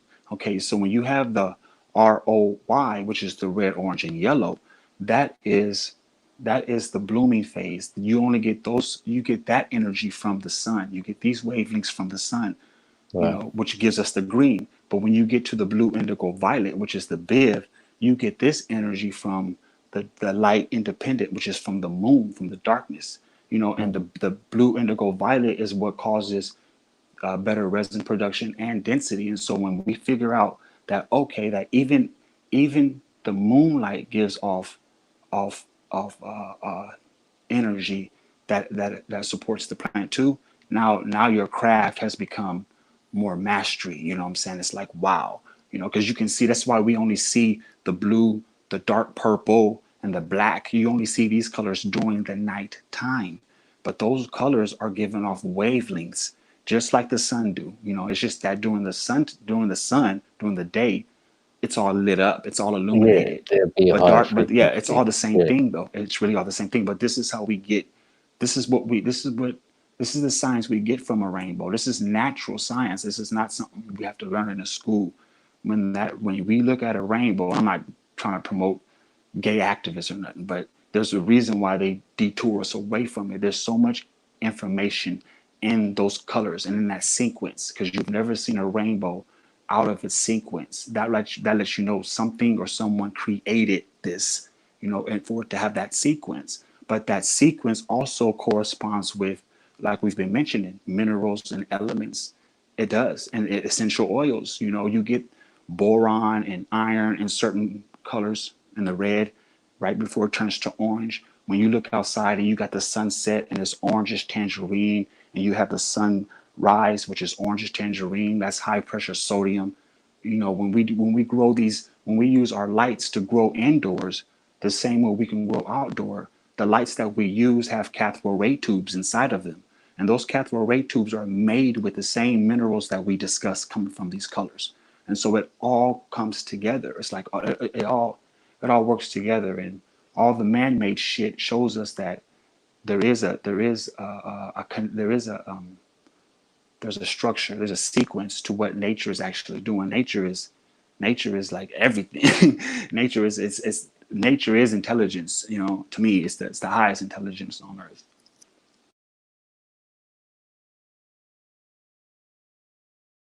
Absolute. So, um, yeah, I was just thinking of it's a pretty. It was like a little bit off thing topic, but we'll continue. I was wondering on for like see the legalities of growing under lights in California. Um, is it do they restrict you on the number of plants, or I mean, because it's just that over here we have a decriminalized state. Everywhere else it's illegal, but with the decriminalized factor, you can like basically have possession, and but they allow you to grow one outdoor. Anything hydro is illegal. So is it the same in California, or you're allowed to at Yeah, least grow a there's few? you're allowed to do 12. I never went by the I never went by it anyway because ever since they decided to decriminalize it the way they did, They you haven't only been really regulating it and checking right it. you're only fined if you have 50 trees in your backyard and something and the cops came, the only thing they're going to do is stand there while you tear them all out of the ground and write you a ticket. uh, Yeah. I'm sure you probably do like 5 days in jail, perhaps or perhaps not, but it's not that, but normally it's 12 plants. You only can have six in veg, six in flowering. That's just and like in Oh, Denver, the okay. only reason I do my mushroom stuff in Denver because Denver has decriminalized mushrooms, meaning that you can grow them for yourself and you can share them. You just can't sell them. That's why they don't have Yeah. it for sale there, but it has been decriminalized in Denver as well as in Oakland, California has decriminalized mushrooms. So that's where my mushroom market is.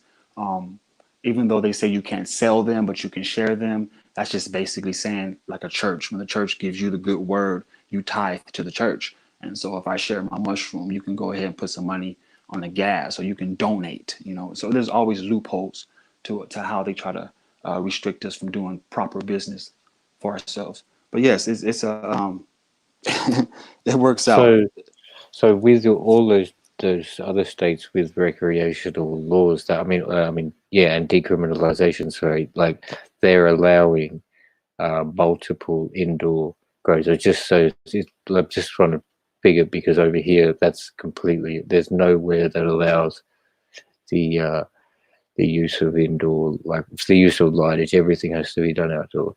So that's Yeah, pretty. Yeah. over here, that's like, I'm not gonna hold you up. I'm gonna be real. Like I have close friends of mine who work for the electric company, and so we tap energy. Okay, so it's like you can't run 4,000 watts or the new grow room that I'm in right now. I'm running 9,000 watts. When I live stream from there, you guys are gonna trip out.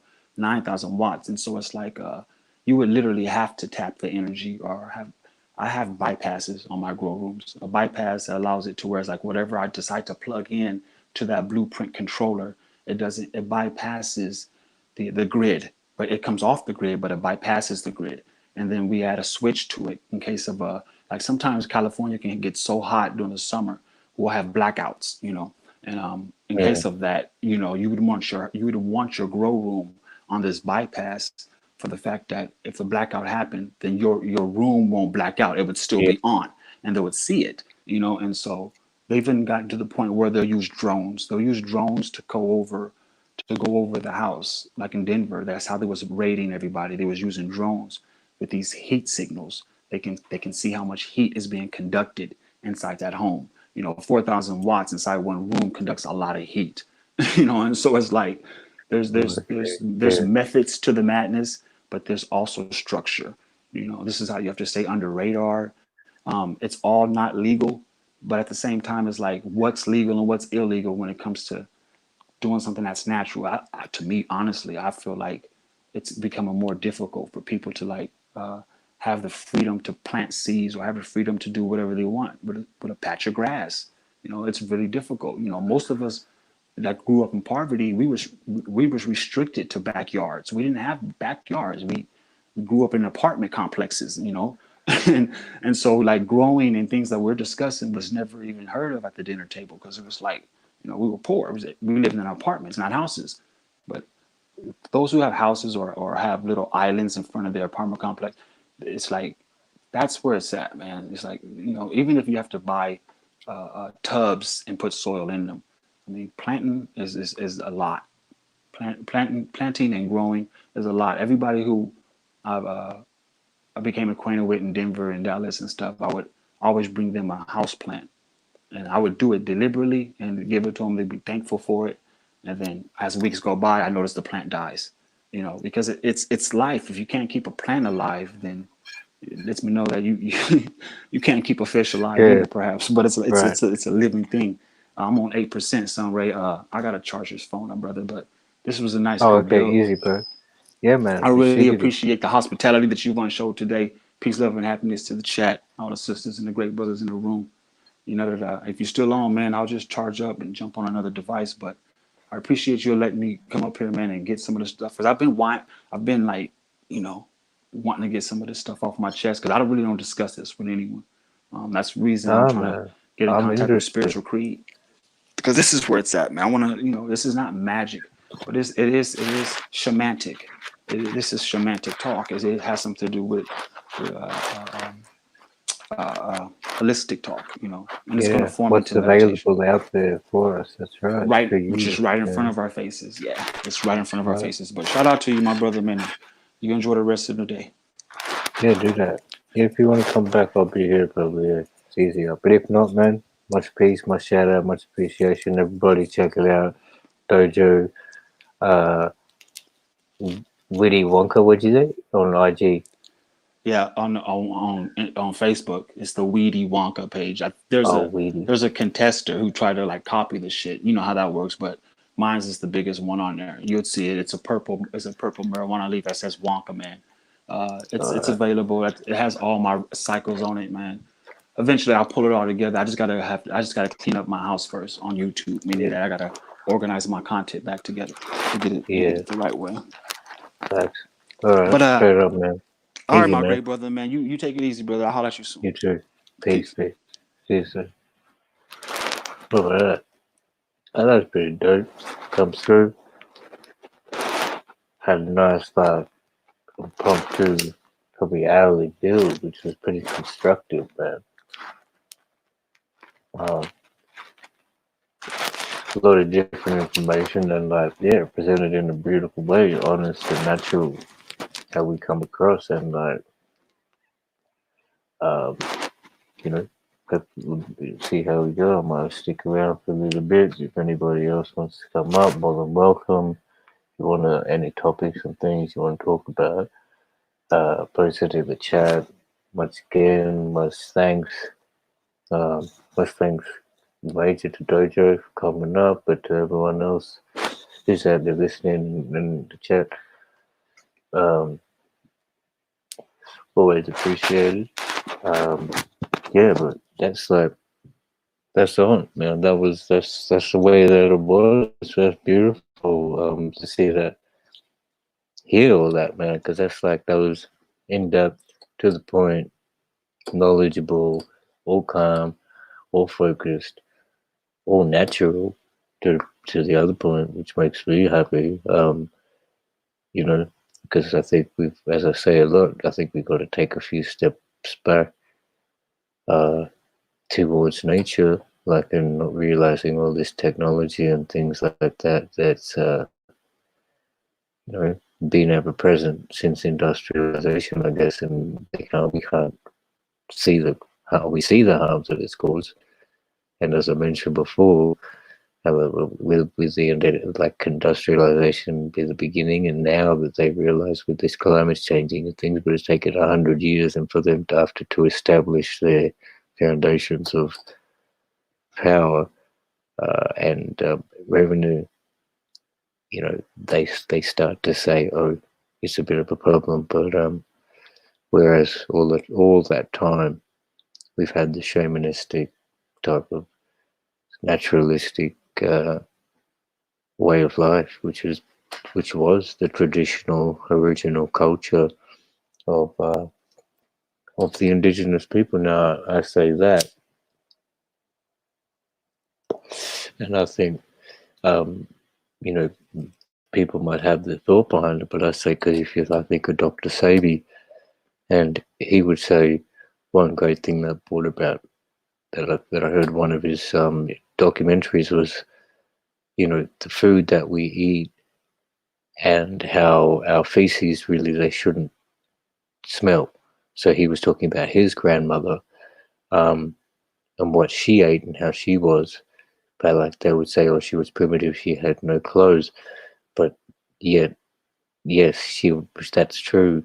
But yet she was happy in the jungle, free and healthy, of no doctor, no shop, no fried food, none of this, right? What they ate was more alkaline based, and if peace God body if you're out, man, or Q if you're out, whichever way. But the the I was just going to say, so that stuff don't, like, it shouldn't um, smell and be on the natural level. But back to the indigenous people of the lands, each land bore its own indigenous food. So the people of whichever continent which might be had its individual species within it, which are probably designed to be the most efficient and substantial for a particular breed, like within itself, as we're talking about for thriving, like, those particular plant breeds and maybe species thrive under those conditions and then in those true original environments. So yeah, that's like, so that's that thing here.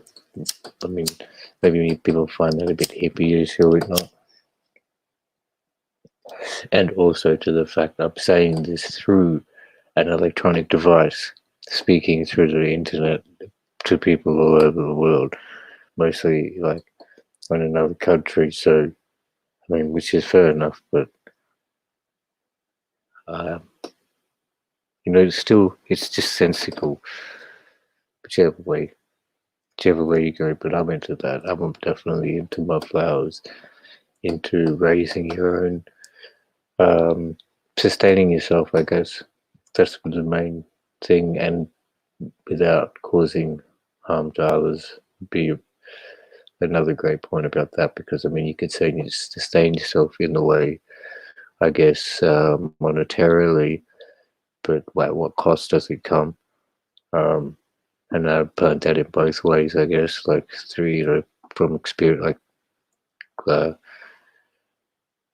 if from experience, I guess, in the sense of the chemical hustle, you're destroying people's lives slowly. You're killing them slowly, and not only them, their families and things like that. Um, so, and that's a terrible cycle. But then I also, in the corporate world, these people are putting, um, humans before profit. I mean, profit before humans. Sorry, the corporate world. They, you know, it's more important about the dollar and the bottom line in essence. So that is that sustainability. I don't really think so. So, um, within itself, I think live within your means and to be able to grow, uh, like your own vegetables or whatever you feel require will sustain you and your family, on your own property or in a community garden, maybe. I guess that's probably a better sense of things because there's strength in numbers, and there's also many good things that can come from community in the sense. Oh, well, like you can share emotions, share like similarities and stuff like that, be able to express, and then also just the amount of two hands are better than one. Um, so like it's it's that could lead to a more what's that word, productive garden, or produce more out of what it is. And then and if you want to, like, see, I guess that's another major factor which for a lot of people, hey, if you don't want to face it and you think um it's ridiculous, and it's all going to be supermarkets and just you can just go get whatever you want off the shelf whenever you want and have it your way all the time, just like that, then I guess maybe, I guess fair enough, but then in the realization that you got to see where it comes from too, because if you want to eat meat, like I was about to say, for sustainability, you could, uh, have your own chickens, have your own lamb, or basically sheep, goats, um, cattle, livestock, I guess. And then within that sense, you have to realize you are going to have to slaughter that animal at one stage if you're wanting to eat it, and you're gonna have to realize how to preserve it. Um, so yeah, I guess in another sense, it gives you a lot of lessons in the values of life and what is required for survival, and how the cycle of life is, if you are to be, especially with livestock, to see how they reproduce and to see their life and see it all form, and you'll see your life come and go before your eyes. So it might give you a bit more of a sense of maybe compassion, or I don't know, at least another realization of a living species and how it did what it did and how it afforded you its life to give you some sustenance, or give you what you desired. Um, and also could provide many ways other things, like if it was a chicken, it could give you eggs. If it was your goat or cow, it could have given you the milk. Um,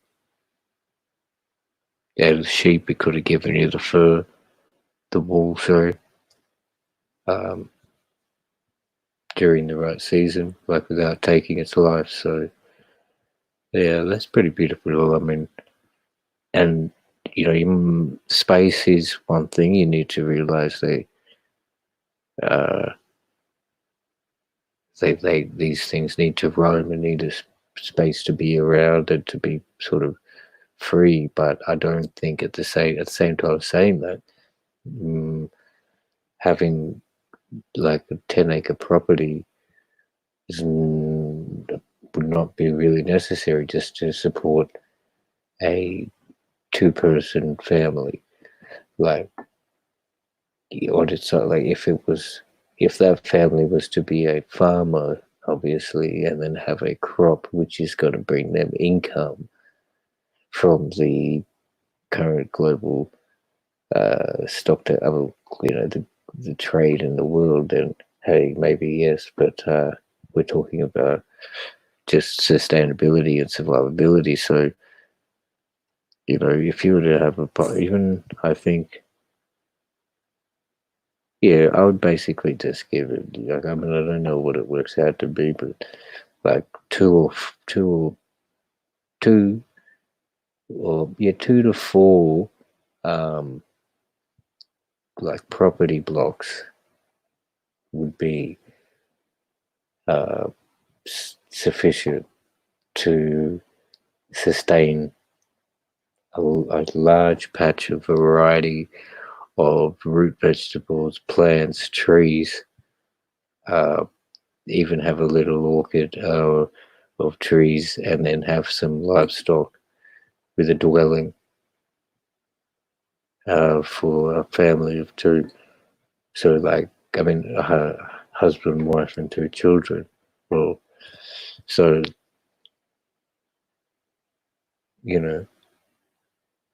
that would be brilliant. I really think that's considerably beautiful and consistent. Not to just say about go back to the dark ages, like, some consideration of that with the continued use of with the benefits of internet, television, uh, cinema as entertainment, and sports and things. But obviously, I think you'd see a big probably a decrease in such things as the time that is devoted to the sustainability concept of it, and people putting in their energy into the plants. As we were saying before on the stream, like what the energy you do put into it, you definitely going to receive out of it. As with cooking, I refer to the people. You can definitely taste it once the meal is cooked. The preparation that was put into it, if there was love put into it and time put into it and taken into cutting the pieces nicely, cooking it, letting it stew, simmer, do the process properly, it's going to eventuate in the final plate. So same thing with the plant. You reap what you sow, I guess, and all the energy which you put into it will definitely, give it a step by step. Give it its best chance, I guess, and you could see. I've seen things if you play music, different musics and varying things to some plants, you'll see them bloom in different stages. Uh, yeah, like I'm thinking kind of different things now, but that's let's see. Like, does anybody listening who would they be interested in doing their own sort of garden and possibly having their own chickens instead of going to the supermarket? If you do, like, press something in the chat, maybe like I don't know, one character, and if you don't, put two characters or something, or just say yes or no, and if so, what you'd like to grow. I mean, like, obviously, what possibility myself would just be like, yes, obviously, yeah, cassava, taro, taking the leaves from there. That's very basic root crop, and it's good. Easily get to grow pretty much anywhere. But the more fertile the soil, the better. Because let's see, then you'd have maybe, you grow some pumpkin, maybe spinach,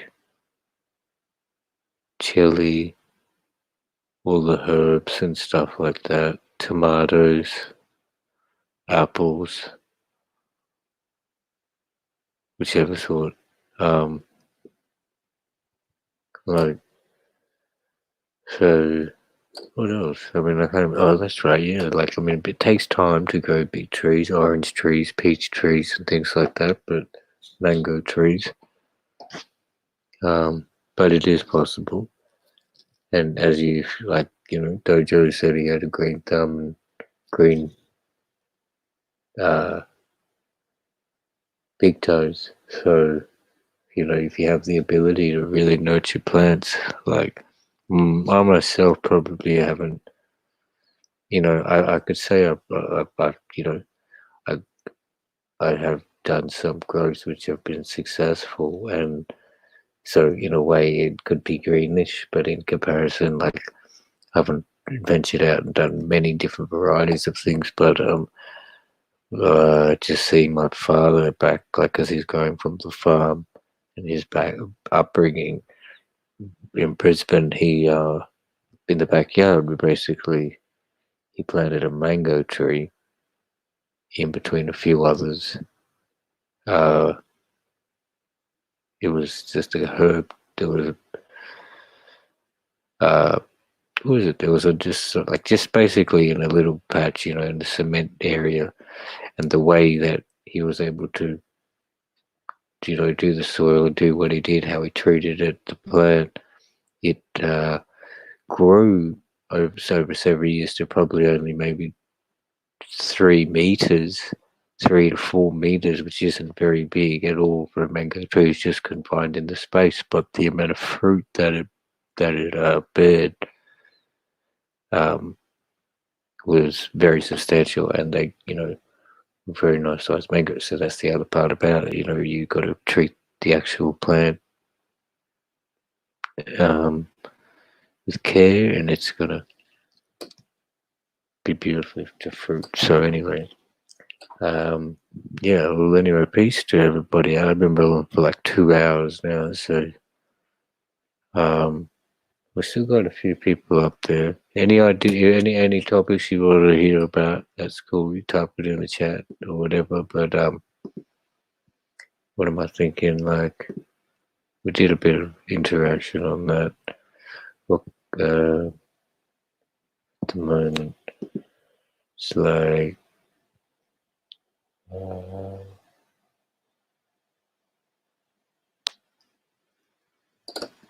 don't know, I'm thinking maybe, I'll show you that then.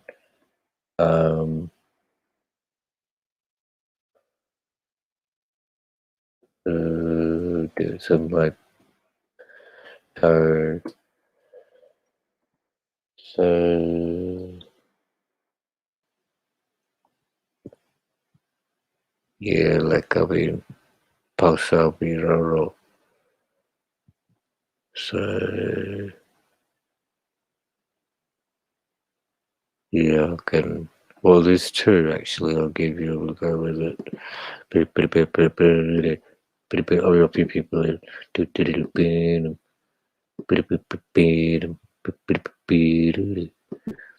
All right, so this is going on to food and what you can basically eat and grow yourself. Traditional, like Fijian, Pacific Island. It's all over actually. It's worldwide. The taro plum, roto is what we'll call the particular dish, though in other the Pacific Islands calling it different. So either the balsami is in Samoa and Tonga and things, but basically it's with coconut milk and onions. It's very delicious. Like it sounds simple, and that would be the simplest way. So basically, an onion, you just chop up your onion and a bit of salt, maybe with coconut milk. And you wrap it up in a leaf, and then it's cooked in. Either you wrap that up. Traditionally, you'd wrap that up in another palm leaf, but then, or they wrap it up in foil or something and cook it in the pan, but traditionally cooked in the underground oven and stuff. And yeah, comes out really nice. I can obviously we'll see. I'll go and show you a couple of them.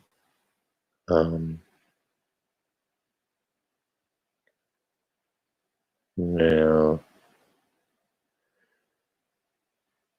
okay, well, and this is, I think, yeah, we'll see. This is staying. This is a. Oh, okay, so this is Trinidad. So it's obviously similar, having the indentured black labor over there. So you go into that. They take the leaves and cook it with I don't know what goes in it actually. I think like tuna, not tuna, sorry, turmeric. Um, what else? I really don't know what binds it. There's some sort of flour, like must be a chickpea flour, maybe. Um, so it's got some garlic and chilies there, chickpea flour, and then the leaves, right? Some herbs and spices. It's kind of like a um, Indian dish. So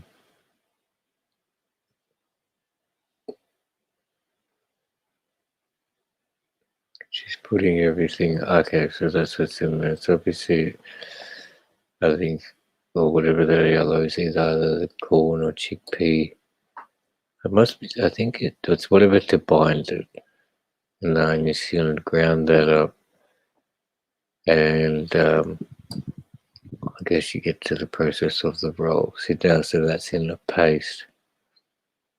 She's going to lay the leaves out place the paste on top of it and then roll it up and deep fry it. And then basically, once it's fried, no, I think you roll it up, cut it into like sushi type things, and then you fry them like you fry them in like a pancake or something. We'll see how she says she did that. Now she'll. So this is called Sana. Everybody. Um, Now still want to waste everything, so I think obviously that'll give it a putting the uh, batter on the outside will actually give it a crispy outside. So she's just doing the sausage thing to give it a shape, I guess.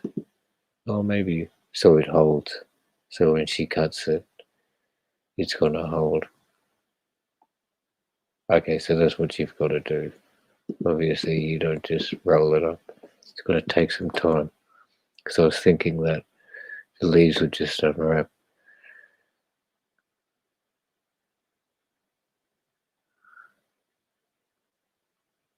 There you go. So once you've got that, they cut it into sushi style little cute, what do you call those pieces, I guess. And then just goes deep fried in your choice of oil until it's golden brown, and they'll end up looking like that. Alright, the ball is there. Well, it still goes out of vision. So basically there, and obviously a bit of accompaniment, I guess that would be tamarind. Um,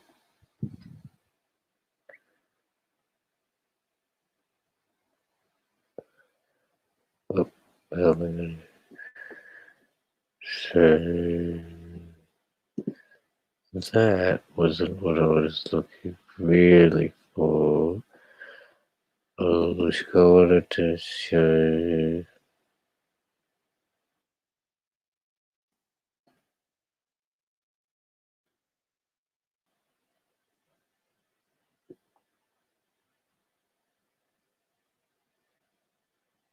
Okay, let's check this one out.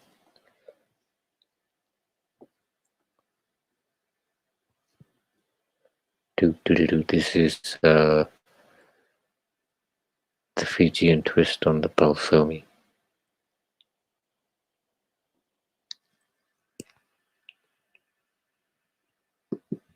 Do do do do do do do.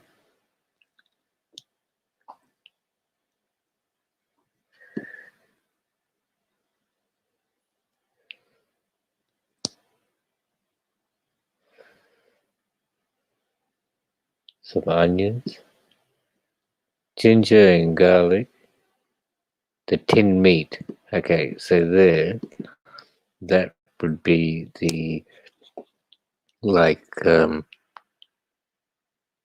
just the cream or the treat part of the balsamic, because it's not necessity just makes it really nice and much nicer to put that bit of meat there. But it could be basically just your onion and coconut milk. But yeah, keep going. This guy's making it.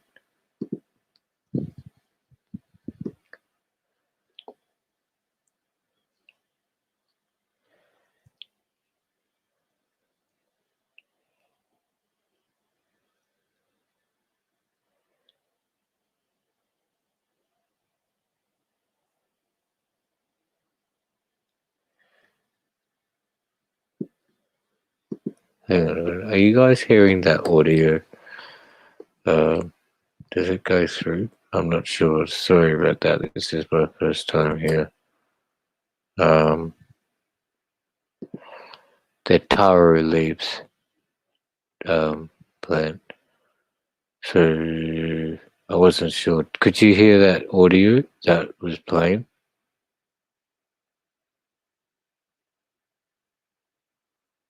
Well, because I didn't share the thing.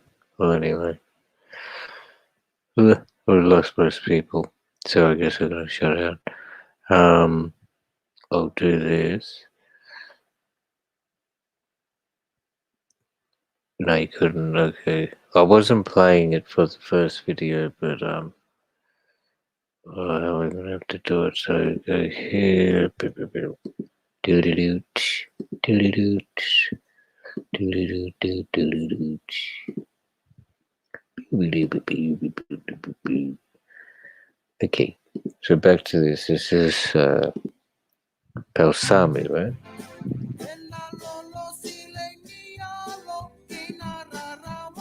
First thing we have to do is to get the leaves of the taro, which is the roro, and then when we buy it from the supermarket, in this case of New Zealand, we have to try and bring a variety of sizes.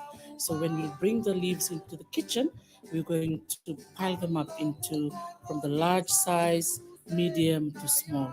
So what happens is that when you bring it, and then what we do is we have a basin that we have the coconut cream, the onions, and the salt, and the corned beef mixed into one. That's the new method of making palsami. And then what you do is with a spoon, you scoop a little bit of the coconut cream or the lolo and you paste it like you draw on the top of the foil. And then you start to layer. So a little bit of the juice, the meat, and the onions, and then you repeat. So the layering, at least you should have about 5 leaves of roro, smallest on the top, and then you make sure that the coconut cream is well evenly spread out, and then you roll it. So you do one roll and two, and then you fold onto the side.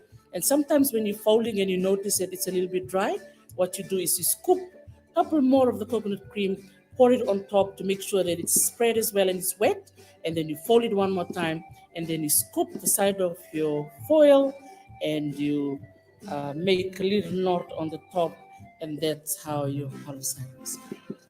Okay, we'll go do that a bit again. But as I was saying before, this traditionally would have been probably wrapped in a palm tree leaf rather than foil. But nowadays, most people are using tin foil. Coconut cream is It's well very easy. evenly spread out, and then you roll it. So it's the So larger you leaves on do the bottom, one roll and 5 layers, two, and then you fold onto the spreading side. And sometimes when you're folding and you notice that it's a the little bit batter dry, what you do is you scoop a couple more of on the each coconut layer. cream, pour it on top to make sure that it's spread as well and it's wet, and then you fold it one more time, and then you scoop the side of your foil, and you make a little knot on the top, and that's how your palsami is made.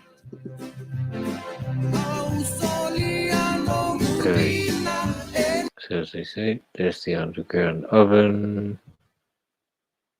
Below, there's a beautiful Parisian girl looking happy with some uh, the roller in her hand. And anyway, so here we go. That's the level. So basically, there's volcanic stones, rocks under there, which they put wood fire, get them really, really hot, get them white hot. You place your food, then you cover it up. Once they're red hot, white hot, you place your food and then layer it over. Now, looks like they're doing it very, very traditionally. Actually, they probably wouldn't in the end, but you're using leaves.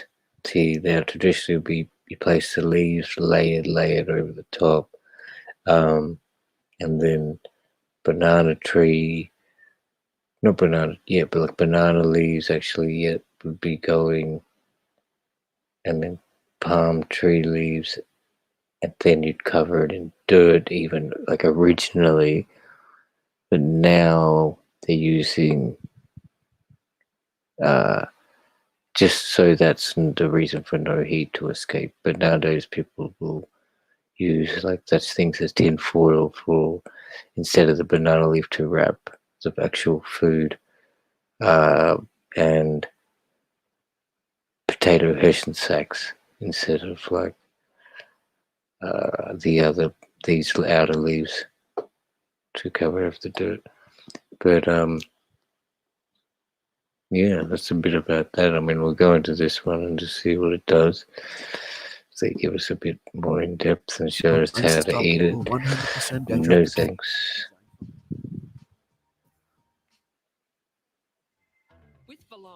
Ding ding ding ding ding ding ding ding. Enisabula. Enisabula Vinaka. That just basically means a really, really, really warm hello. Most people will say Mbula just as a hello, but the Nisa Bula Vinaka like really is a formal way. My name is Teresi Bonindilo, and welcome to Fijian Lovo 101.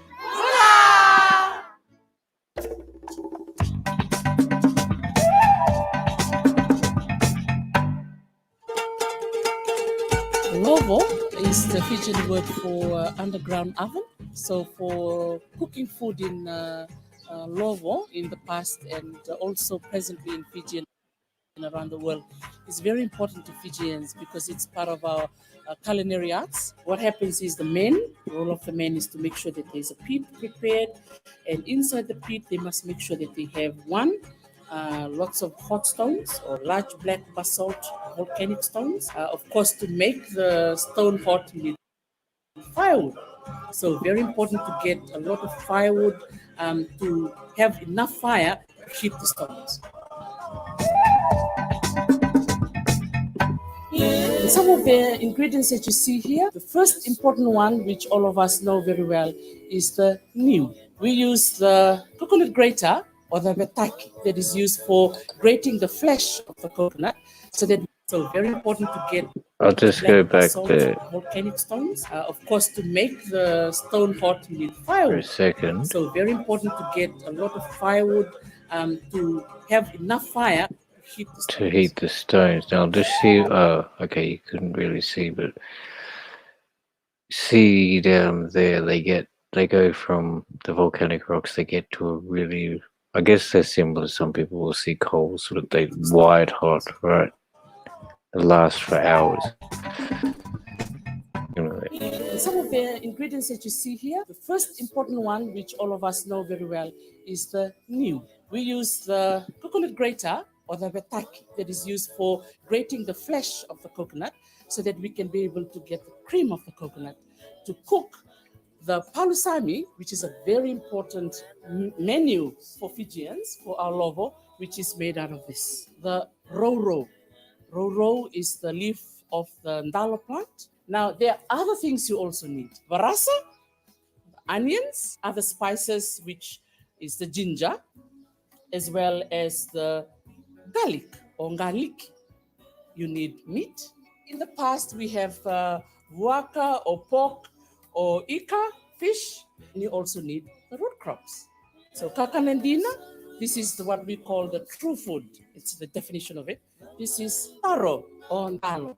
So we have to peel the outside of the ndalo, and then when you have the flesh there, that is put directly onto the lava pit. So all the chicken, all the puaka, all the yami palusami and the taro, they will all go onto that hot stone, and then it's covered by the banana leaves, and then it's covered by other sacks of potatoes. I think that the old kind of string bags, and then the tapolino. The main thing with the lovo is to keep the steam inside them because it is steam cooking, and the more steam you keep in there, the yummy and the shorter as well the time it will take to have them.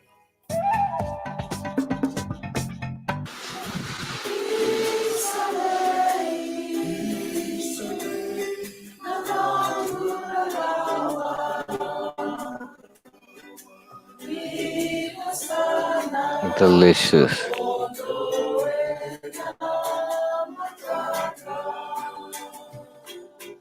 Oh man, it's really, really, really, really nice. I don't know if anybody's tried any of that.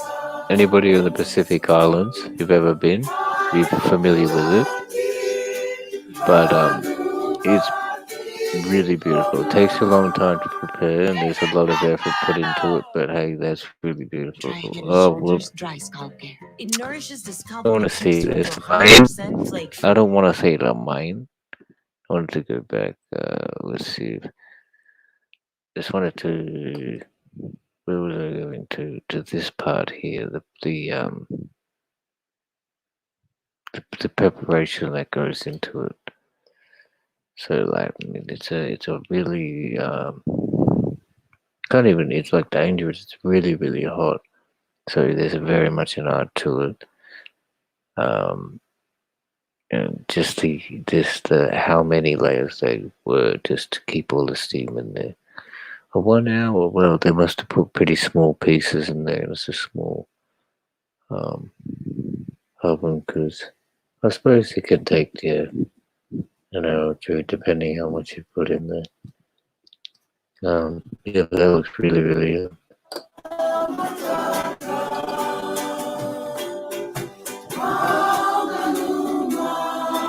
not bad. What was the next thing that was coming?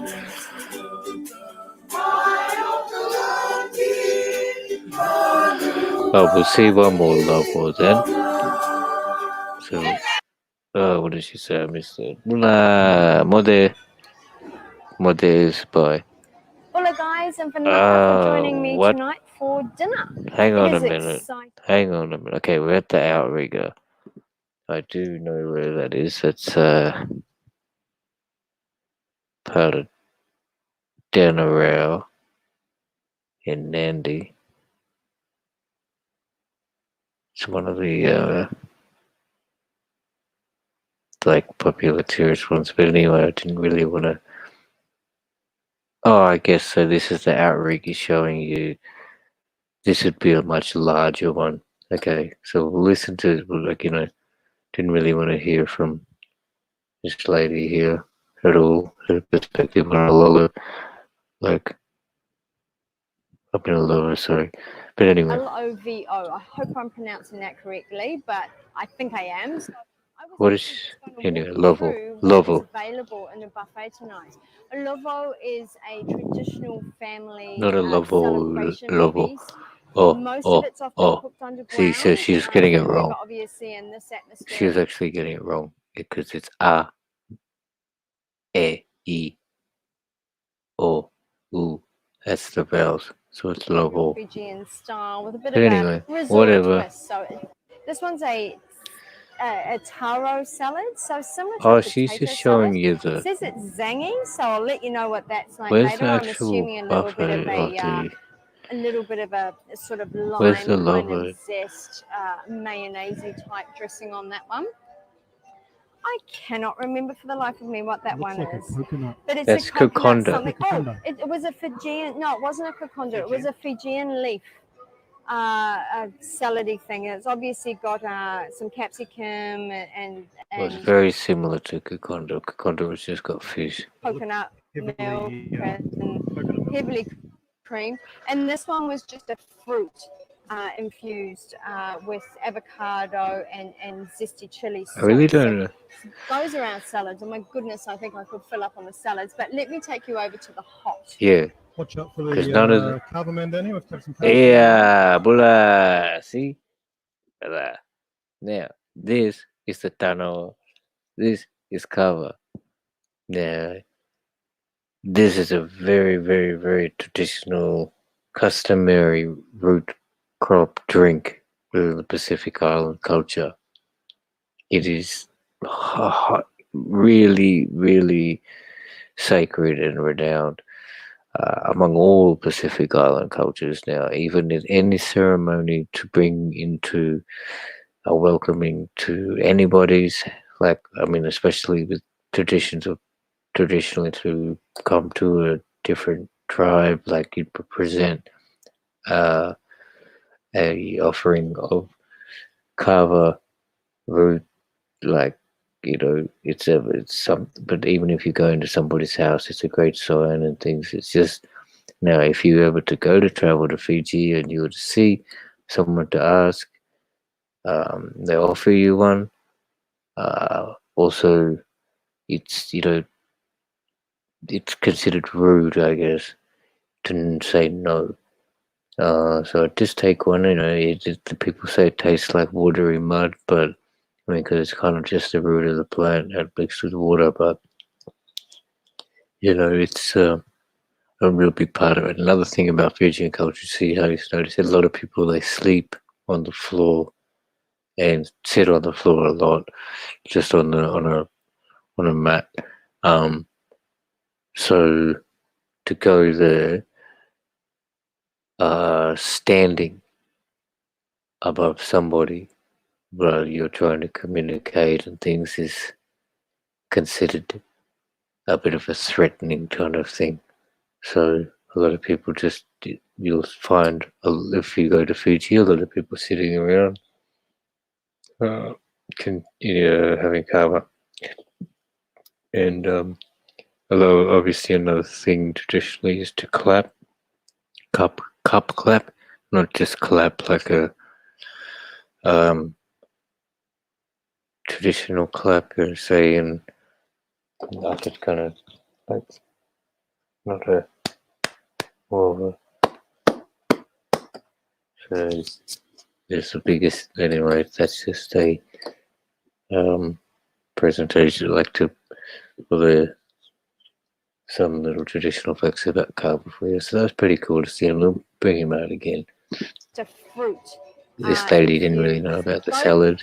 Watch out for the kava man down here. We've got some kava for later on. Beautiful. So again, kava is a traditional. Whatever, lady. Kava ceremonies are pretty much here, especially here in the resort. They do it, I think it's daily near the pool. So I will start you off here. Now, their bread is so nice. It is. This girl has got no idea. It is really sweet. It's almost like cake bread, but it's just because it's being made from home. It's not like a packet bread. It's just yum, yum, yum. So steamed rice and sweet potato are our carbs. Right. So just because something is natural and traditionally made as it should be, it's kind of yum, yum, yum. So she's just probably not used to really ever making anything, just buying everything ready to microwave and having it made for her, or like doesn't know the traditional way to do things. But anyway, and likes to take shortcuts. It's like kumara, but kumara. It is. And it So that's looks sweet super potato. yummy with a few So chopped. yeah, all right. Back onto the logo. Sorry, I'm kind of a little bit angry because I'm seeing someone else describe it. But yeah, this would be as you said, those were the salads. Now this is from the prior video under the logo, which was prepared.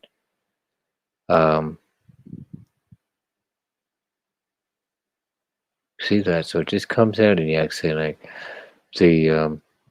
But yeah, so like after in the previous video, they'd wrapped all this up, and you've unwrapped it. That'd be all piping hot and ready to go. So this would have been the sweet potato, the cassava.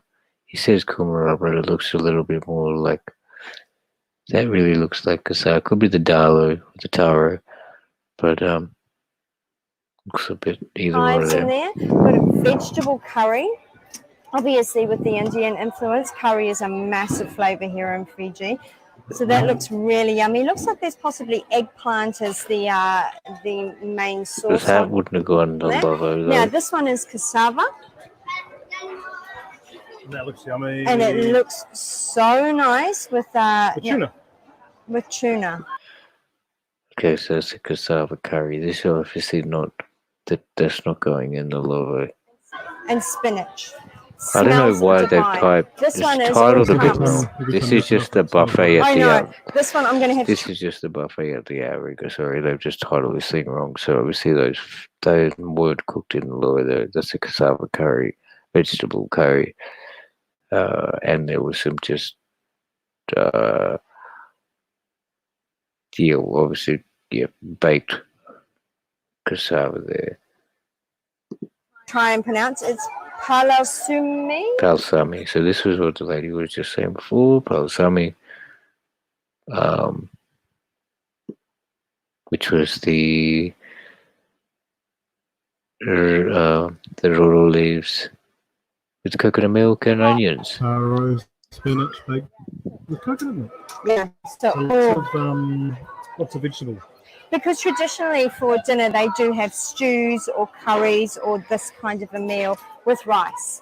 Lovo chicken, which means that it's been cooked underground. So traditional Lovo chicken with again a few fresh chopped Right.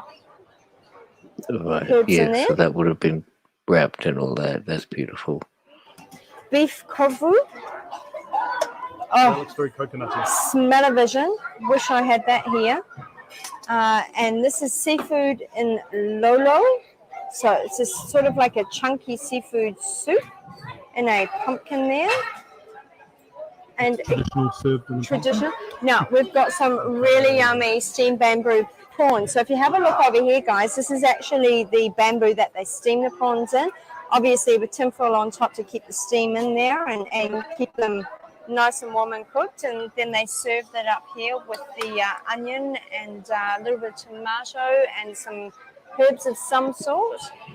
And here we have Ricky, who is going to tell us, really excited about these. What did you say, Ricky? These are sweet breads?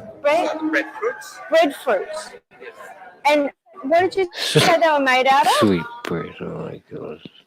Breadfruit. Breadfruit is pretty much a plant, staple plant up in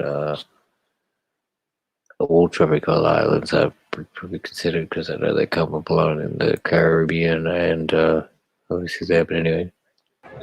Yeah. It's a fruit from the plant. A fruit from like a tree or from a So, tree? And you just deep fry it Yeah, and it. see how basically that was really funny. She's like, "How do you peel it?" And so he's just like, "It's a fruit from a plant. We just cut it. We just peel it and cut it and fry it." Yeah. So What did you say they were made out of? The breadfruit? Yeah. It's a fruit from the plant. A fruit from like a tree or from a tree. And you just deep fry it in a batter? Yes. And what's this? Just like an avocado kind of This is a chutney. I'm assuming like a dipping chutney. Hey, Carla. Wish you were here, mate. And we have Can't do all this by myself. an entire pig. Now, I wish I had a flower like that shoved behind my ear, but I don't. And a beautiful pig. The smell is divine. And look, just watch Ricky cut that piece off there because you can see how crunchy that skin is on the outside and how beautifully moist that flesh is on the inside. Yum. How long has this been cooking for, Ricky? All day. All day. On the spit. On a spit. Yep. So round and round and round. And do you baste it with anything? Traditionally. Yeah? Yeah. So what's it got over the top? What do we baste it with? Anything special? Just a polish. Yeah? A polish. Polish it off. Just looks so yum. And of course, I've got apple sauce and gravy. And gravy. We're going to come back As and try that in a per. minute. We Huh? shall. Sure. Tanaka, Ricky. Naka. Well done. Now, we are going to go up to the Tanaka is thank you. what was it called? Kokonda Station. We're in a Lovo. We're going to Kokonda, which is a marinated fish. And that is the yummiest Kokonda. Is really, really, really. But that's right. This guy's thing is spelled Kokoda because there's a silent N before the D's. So it's Kokonda. But, like, Gentleman is going to make Basically, us, Sorry, oh, getting- where oh, you yum. want He's to going to go? make it fresh for you. will you tell us what we're doing here, my friend? Beautiful. This is really yummy. You can choose whatever you want to have with your conda. Nice. Then you pick whatever Pick whatever you you want. want to have. And it goes with coconut cream, a little bit of lemon, a little bit of salt, pepper. It's fresh. So mahi mahi? Mahi mahi. And we've got green capsicum, red capsicum, cucumber, onion, lime, chili, and tomato with some fresh coriander Coriander. and some chives. So, guys, you can kind of pick what you want. Should we Then, make one up? yeah, what Let's would do you like? You decide. Oh, I'll decide. Can I please have everything but the onion and the chili? And I'll come back Naka. and get one with chili. You're going to get it with chili. Everything with onion and chili, so that's probably like, I guess, I mean, that's would be a real stable part of the traditional style. But chili maybe not so, but it's very popular amongst the natives and stuff. But onion definitely. But anyway, she doesn't Remember, like guys, her my onions. chili thresholds are not great. Head and yum. But- So the mahi mahi is marinated in lemon juice for at least 12 hours overnight. Is traditional. Right, yes, right. And So that's the way they'll cook it. Ceviche or whatever that is called. Ceviche, type of just marinating the fish, letting it cook itself. I don't want to hear that lady's voice really, so I'll just let you see how he's doing it. So he's grabbed a couple of pieces of those, seasoned them, taken some, I probably took a little bit of coconut gravy then. Oh, I say he did it all. So he put it a bit, well, he did it really quickly. How did he have it all prepared? Or she didn't see how it is there. Oh, take it back. Right? So basically just mixed it all up. Cheers, she thinks. I'll come back, my friend. I'll come back. Right. So I'm going to try this. Hang on, I want to get a bit of everything. Really, really good. So tasty, guys. So anyway, I'm going to go and eat my dinner. Thank you so much for joining us for dinner. And Yeah, dude. Alright. That's pretty cool. Alright, so that's a little bit of what do you call it? That's a bit of something for the finish with that. So if anybody gets out there to make it, do it. Do it for sure.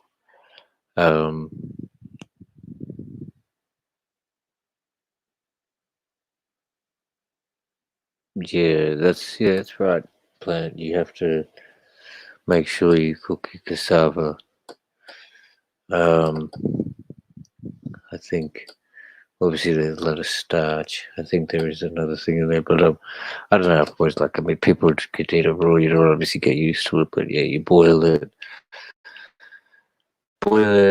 yeah, for a while, and then you can bake it or fry it to make it crispy or whatever. But yeah, if you don't eat the animals, bro, a lot of those things there were pretty much. That's what I was saying with the balsamic. It's kind of like just the leaf, the raw root. So I mean, where was it?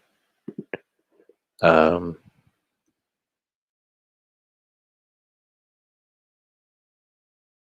sorry.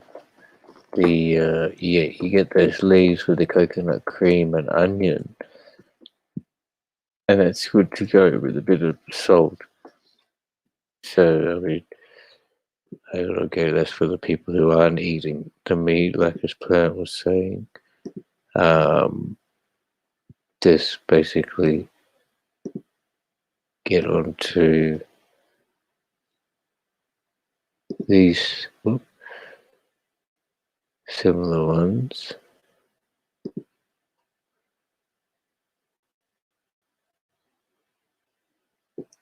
See, I hit 7 and it doesn't just really go too well.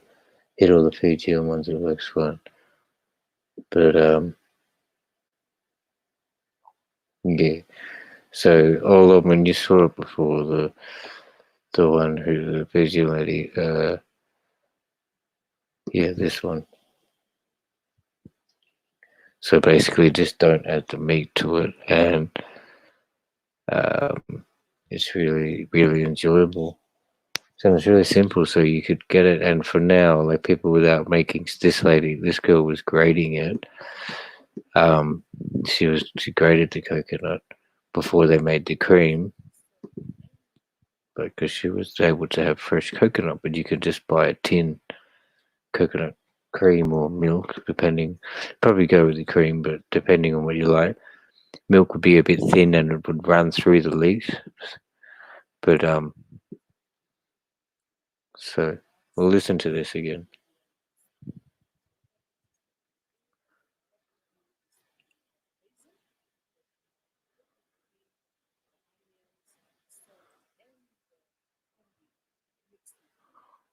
All right. All right. So vegetarian, just without it. If you want a bit of spice, maybe chili, but just onion, salt, coconut cream, and then the layers of leaves.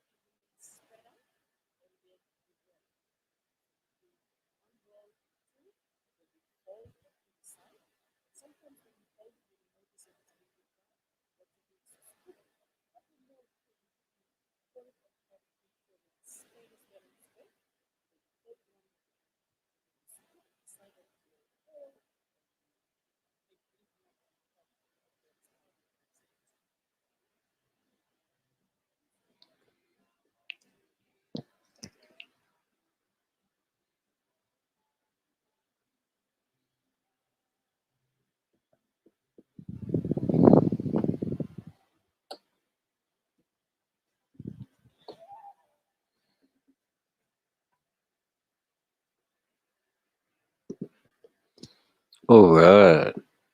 Well, I guess that's pretty cool. Oh, we had a few more people in the place to be. It was going down. We got some people like everyone must be coming through, coming in and out. Much appreciation as always. More than welcome to come up if you want to have your say. I'll just put the link up in there. But yeah, appreciation either way. I've been on for a couple hours. If you want to hit the reset to see what was on the beginning, I was talking about on this day in history and things like that. And we had a bit of a chat. But whichever way you want to talk about it, become things. If you want an extra topic, just put it in the chat, or even if you want to come up and chat for a little while, more than welcome. Would be appreciated or even encouraged. So, but if not, all cool. I'll just see where we're at. We've been on for 2 hours, 50 minutes. So I'll probably go for another 10 minutes, say, I guess, then, because that's a pretty long stream. I've never really streamed for 3 hours, but happy to have people in here. So 10 minutes of little bit of info. If anybody has any, okay, that's all cool. I'll just think of myself something. Let's go for.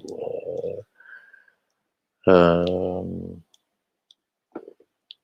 know. I'll just say that. I guess. Not that, but just fucking. Sorry for so trivial questions. They're not giving me answers. Let's say.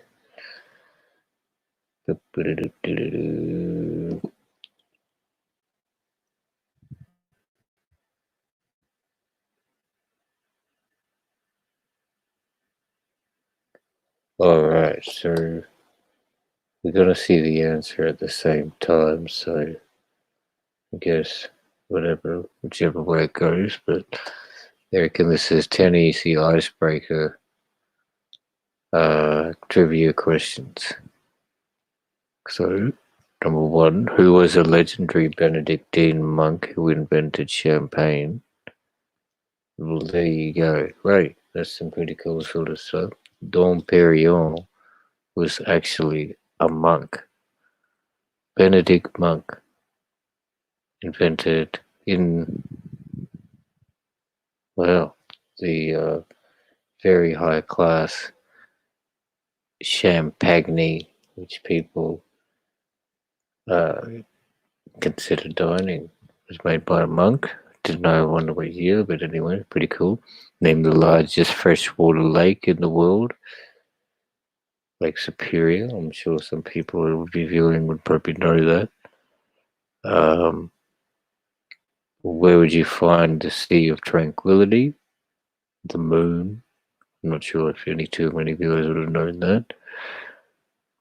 What is someone who shoes horses called? Oh, okay, so what is someone who shoes horses called? Who puts the horseshoes on the what are they called? Just the heel, or what are they called? The foot of the horse, but it's anyway. You know, is a fairer. Mess that question up. So number 5, what item of clothing was named after its Scottish inventor? A Macintosh.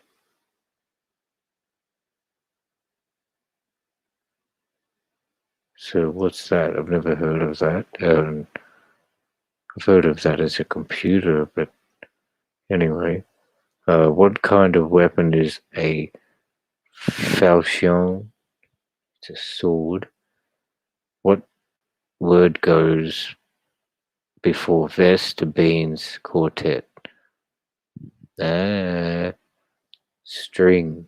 String vest, string beans, string quartet. Right. What is another word for lexicon? Dictionary. That's one we could probably use then.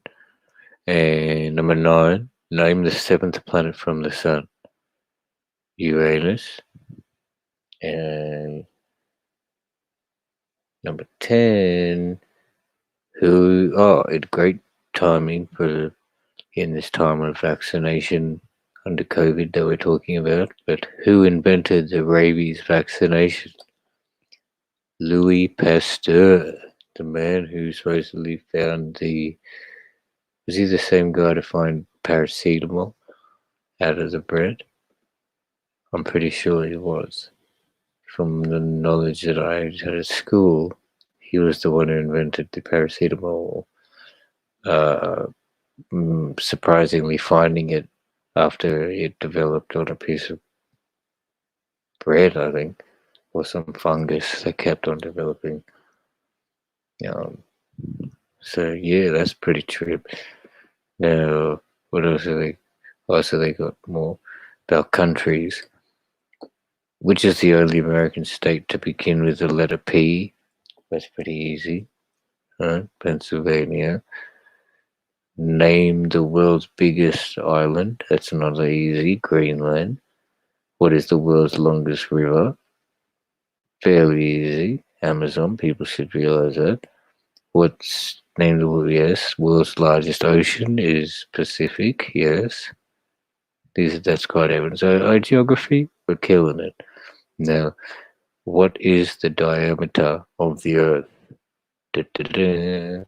I would probably have no clue. So answer though, 8,000 miles. Question 6. Where would you find the world's most ancient forest? Well, beautiful. And you know what? Okay, so the answer to that, Daintree rainforest, it should say, north of Cairns, Australia. Now, the significance of that place is its uniqueness, as it is the only place with its such ecosystem in the world, in the sense that it's a complete rainforest. It goes from complete rainforest filled with wildlife in the cassowaries. It's all amazing type creatures, full flourish rainforest, to a sand oceanic beach coastline. So it's the only place in the world where you're going to find, and basically goes out onto the Great Barrier Reef, which is like the largest coral coast in the world, or something like it's like one of the seven wonders of the natural world, and for that sense, it's like the size of the reef is huge. So, but the actual fact of the Daintree rainforest, how it goes from rainforest, like a rainforest is here, this area, and then the coast is basically all ocean. It's the only place in the world you'll find that. Um, so yeah, and to here, that's the most ancient forest too. You know, it's existed in that ecosystem for so long as it is, and I guess hopefully they'll keep it that way because no problem. That's a what's that word they put, protected area. Now, so which number squares question number 7? Which 4 British cities have underground railroad systems? I know London does, as the underground. Liverpool also does. Glasgow does, and Newcastle. So British meaning the entire island, I guess, obviously. And number 8, what is the capital city of Spain? Madrid. Yes. Which country is Prague in? Czechoslovakia, yes, or the Czech Republic. Number 10. Which English town was a forerunner of the Parks movement and the first city in Europe to have a steam tram system? Birkenhead. I really didn't know that. All right. Yeah, we had 2 minutes to go, so here we go. A few more questions. 10 questions about movies, about gardening, about sports. Okay, so we'll go for, I guess we'll go gardening, sports, and if it's that music, what's got the arts. Alright, so we'll go for that.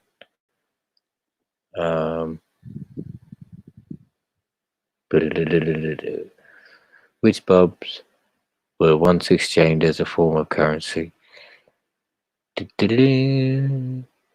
Onions? Okay. Questions about gardening. As this sort of related level 4 is celebratory. By what name is Lancelot Brown more usually known? Capability Brown. Right. Okay. So is that a kind of onion, I guess? Name the world famous garden situated 10 miles outside London, close to the River Thames. Kew Gardens. There you go. Wouldn't know that. Which popular gardener created Barnsdale Gardens and was the author of many books such as The Ornamental Kitchen Garden, Gardener's World, Practical Gardening Course, and Paradise Gardens? Jeff Hamilton. Okay, maybe it's more about the actual gardens and not growing. But anyway, here we go. This is something. Okay, which garden is considered to be among the 7 wonders of the ancient world? And that's the Hanging Gardens of Babylon. I probably would have got that. Now, what color is a Welsh poppy? No idea. Yellow. What color is a Himalayan poppy? Blue. Well, and I wonder why they've got the poppy. But anyway, because it's so name the organic gardener who is almost as famous for his long blonde plait, because as he is for his books such as Going Organic and The Gourmet Gardener, and his regular appearance on the BBC Radio's Gardener Question Time. Bob Flowerdew. Yes, of course we do that. Gives the alternative name for a mountain ash tree. Rowan. No idea. Question 9. Which kind of bulbs were once exchanged as a form of currency? Oh, not onions, tulips. So tulip bulbs were once formed, which exchange as a form of currency. Now number 10, final one about gardening. By which Latin name was Rosa Galicia previously known? Rosa Mundi. Yeah, okay. So clean questions about sport. Let's hope we get better at this then. What color is worn by the winners of each stage of Tour de France? Okay, so that's the gold or the yellow jersey. We see the winner's jersey. Now, question 2, name the only heavyweight boxing champion to finish his career of 49 fights without having ever been defeated. And Rocky Marciano would be the answer. Which sport does Constantine Rocco play? Golf. Question 4, name the country where you would find Cresta Run. Switzerland. No idea. How many times was the men's singles tennis at Wimbledon won by Bjorn Borg? 5 times. Question 6, in 2011, which country hosted a Formula One race for the first time? India. Name the game played on a lawn called a crowned green. That's lawn bowls. Question 8, which chess piece can only move diagonally? Okay, so that's the bishop. And question 9, name the only footballer to have ever played for Liverpool, Everton, Manchester City, and Manchester United. Peter Beardsley. Never heard this. John too well. Because last question in football, who was nicknamed the Divine Ponytail? The Juventus and Italian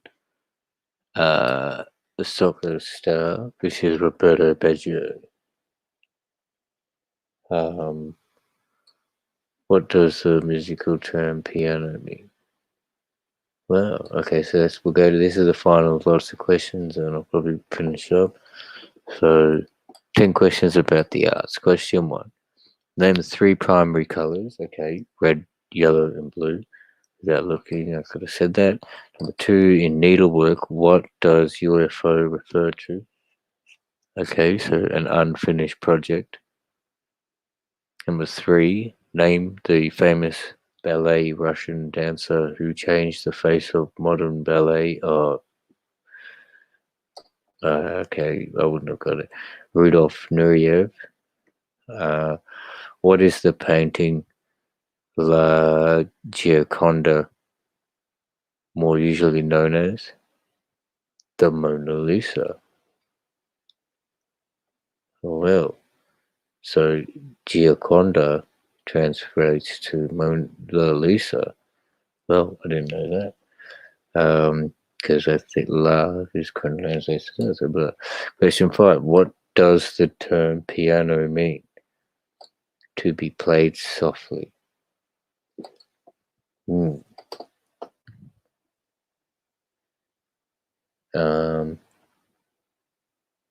Okay. I'll tell you that. Because I know there's forte and piano forte and level forte to play loud, and that's the loudest play in the classical terms. I'm just trying to think if I look it up. Probably look it up next, and then I'm not sure which. Okay, so name the Spanish artist, sculptor, and draftsman famous for co-founding the Cubist movement. Pablo Picasso. It's for obviously making lots of square shapes in the artwork, I guess, in the picture. How many valves does a trumpet have? 3. Obviously, those valves are where the keys or the buttons are on the trumpet. If you can visualize the trumpet, it basically the shorthand could be played with one hand. Brass object, which Below in tune, you have the 3 keys on the top. And question 8: Who painted how Sir Galahad, Sir Bors, and Sir Percival were fed with the sand grail, but Sir Percival's sister died by the way? Dante Gabriel Rossetti. That's the name of the painting. How Sir Galahad, Sir Bors, and Sir Percival were fed with the Saint Grail, but Sir Percival's sisters died. What the hell? Anyway, if you're painting with tempera, what would you be using to bind together color pigments? Egg yolk. There you go. It's a very old form, maybe. What is John Leach famous for making? Pottery. Alright, so we won't go into that. So that's enough of that. So I didn't do too well with that. So I was just thinking up here. I'll put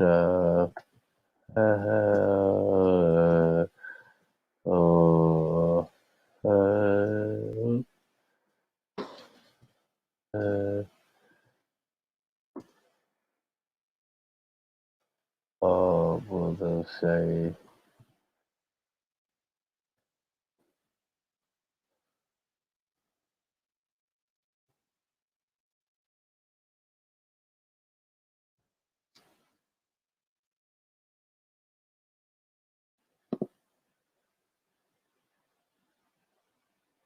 So the diminuendo, that's like a crescendo, so that's diminishing gradually, so that's slowing down.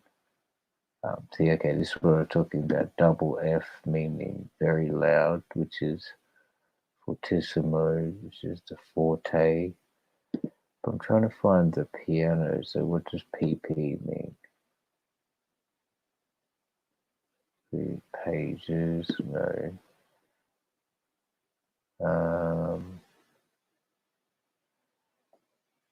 Okay, so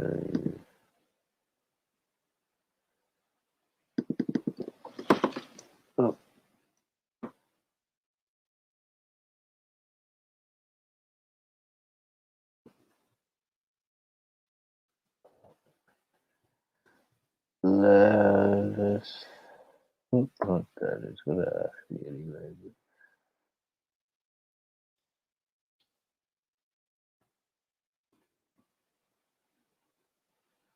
Okay, so wow, alright, so you just kind of play it in normal Peter F. So it's the softest is piano. Okay, so that's what you call it. Even if it's okay, so I play cello, so I guess.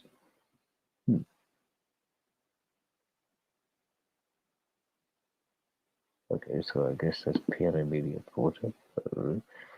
Mezzo forte. So mezzo piano. The musical dynamics. Musical dynamics indicate the loudness of music. We used, see, and that's the thing. Classical music is all based around Italian terms, right? The school was in Vienna, and all the manuscript and the scales that we base it on. We're basing it on I think it's the Western notation scale, because there's an Arabic scale and probably another Eastern scale in Oriental music. So how we see these and how it's written and transcribed and stuff like that is all in Latin. So here we use the Latin terms piano and forte to indicate soft and loud. That's all right. So they are usually abbreviated P and F. We can also add the word mezzo, M to P and F to create mezzo piano and mezzo forte. But that doesn't really say what the mezzo means. But I think it's in between.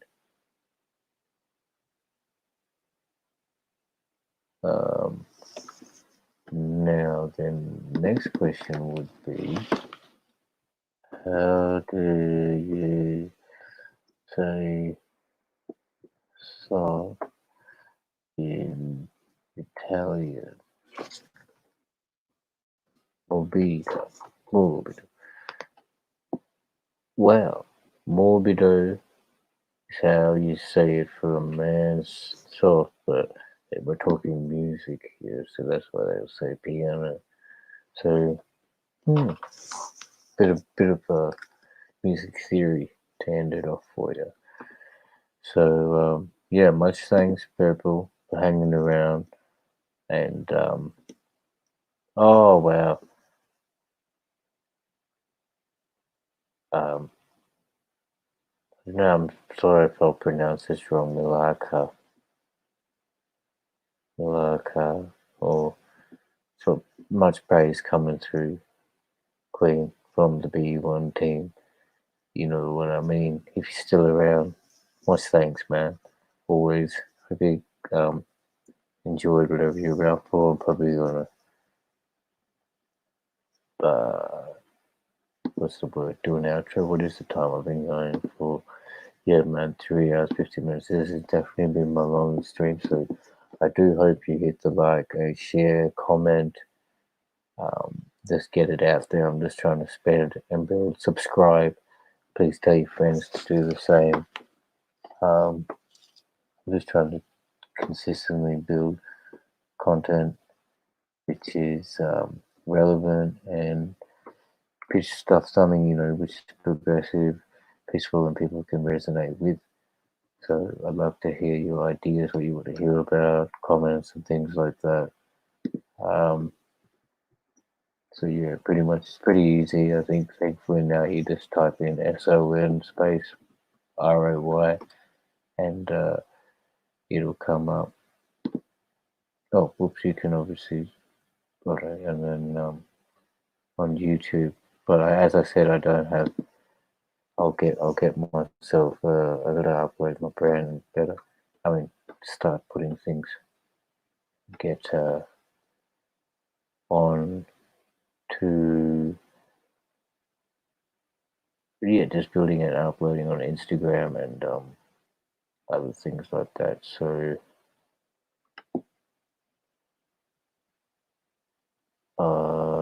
which way should I go?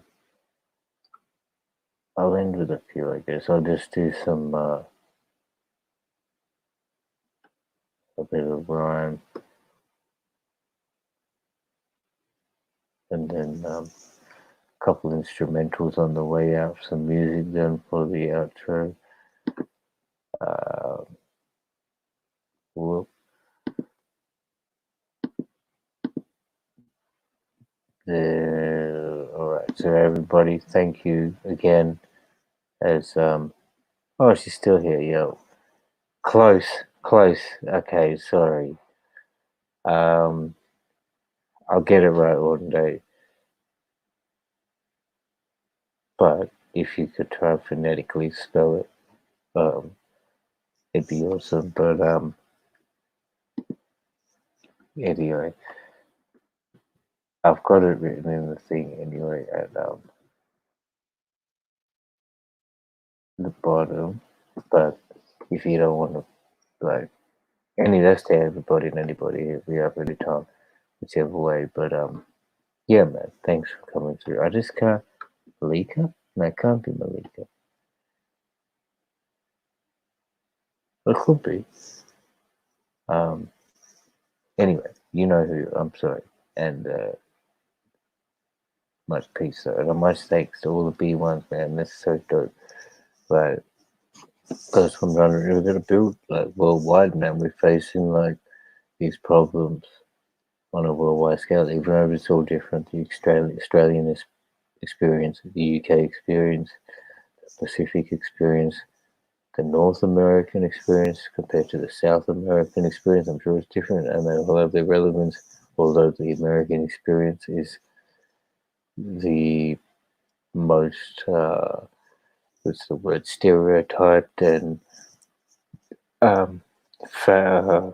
like fashion, like myself like modeled upon. Most definitely were white suit, but we're just killing it. So back to that, I forgot to what I was going to do on there to go there and then go there and then go there. So we're gonna go. I'm on the way out now. So oh shit, we got more people popping through. It's all good, all G. So I'll be just planning to play one few tracks. Probably the outro. If you got anyone wants to jump up, well, yeah, more than welcome. But if not, if you want any comments to talk about, all good, I will do. But I'll play a few tracks from now on just to get the outro going. This is one sort of freestyle rap I uploaded, but yeah, I made all the beats and stuff, but I'll play a couple other instrumentals. Yes, I'm on the tape fresh. My mind's in the mess. Just had a sexual. For that tongue.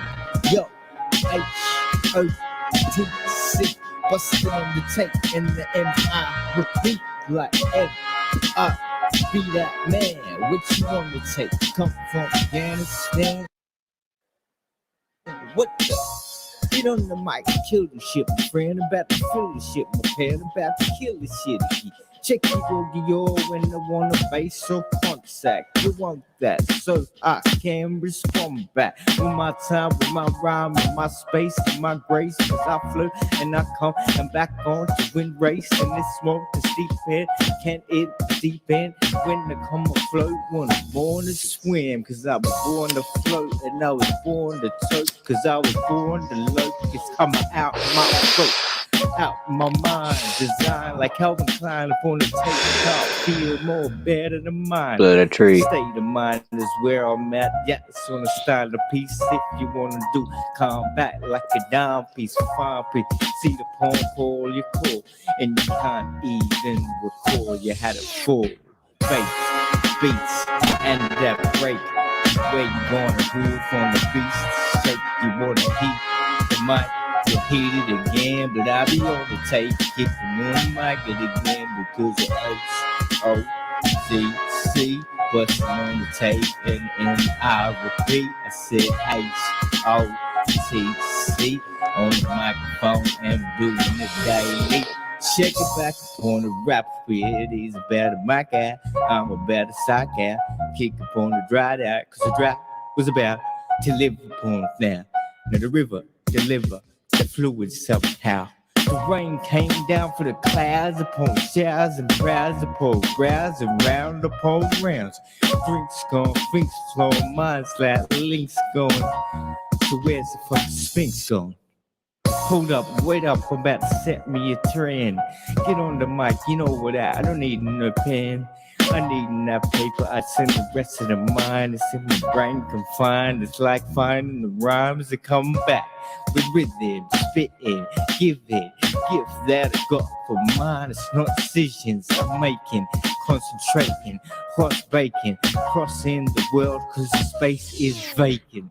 Fake, beat, take again when you wanna take my race and say, friend like this, yo. Find the rhyme, I'ma be the fucking taste nowadays. And line the phone beat back. Mike Sean was beautiful shit said like yo. That you are my friend, sing me folks, it's who you wanna get like. Kicking the rap, flipping the back, cricket is back. I'm in the poem, kicking the wick, sick of the hat. Which hat for that? Which hat for me? Nightcap, snap back, you G. Ain't the rich crowd with this eye, cause I'm about to rip pies, rip bars, and go upon the bat, street, hip hop, that's it, it's on main shit. Australia's in the game, the phone play, no one say shit. But how can I get from born called VT? It's the fucking place to call VT. Feet beside my cool Fiji. Omasake, Omasama, Bulavinaka. Come and tape, have you kinda get up your food, yeah, dude. You ain't rude, you have your power, have a crew. So nice to have you in the house, no doubt. So kick up on the mic if you wanna scream and shout. So check. Upper.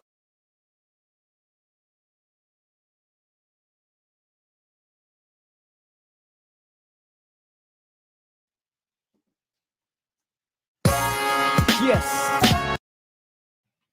Peace out.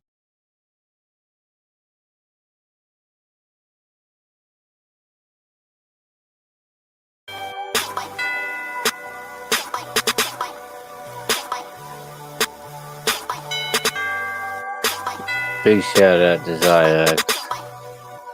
Sorry for that mistake.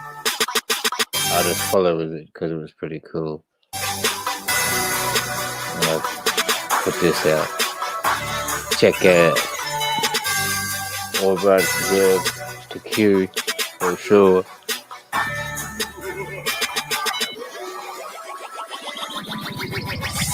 All I see around, all around. RBG, check my fantasy. All I see around, all around. RBG, check my fantasy. All I see around, all around. RBG, check my fantasy. All I see around, all around. RBG, check my fantasy. All I see around me, black faces and proud jeans in the trap places with a heartbeat. My crowd lace in my army. All I see around me, that's around me. It's my black race, holding that crown. Tell these truckers try me, cause I'm letting my colors straight shine. Reppin' for my brothers, I take aside the crime. Mine is a weapon, and no one can take mine. Born to the left, a step between lines. All of this crime, all of this hate, all of the shit that they put in our plate. Still got my flag stuck in their face. Red, black, green's the color of my state. So watch how I kill them with the black flow. Tall up a 20, can't act slow. Hands on my cross till I pass go. Till I set up these shots, can't fast forward. So I'm walking with my flag high. Spending money back until my last time. Sending every shot to the last line. Don't be all around for this black shine. That's why all I see around, all around. RBG, check my fantasy. All I see around, all around. RBG, check my fantasy. All I see around, all around. RBG, check my fantasy. All I see around, all around. RBG, check my fantasy. Standing with my hand held high, banner in the sky, rapping for my ancestors loud. Please don't ever ask me why. Huey in my eyes, you can see the pain of the skies. Black everywhere that I go. No kids, no fears, no will I ever say info. Till we in control. City gonna blow, cause they tricky with the flow, trying to give you my dough. Why? How I line this up? It's up. Black power, we the finest. What? As our flag is in the air, you can tell when they say that we have a final rush. No time for trust, no time for games. RBG, we revive the flames. As you look into my face, you can tell by the days on mine have time for change. I let them know what it is. Fingers up. It's Cheddar Chief. Watch these crackers, they gon' give it up. Marcus Garvey in the air, watch us live it up. Them shots gonna bang if the times don't change, watch how I give it up. All I see around, all around.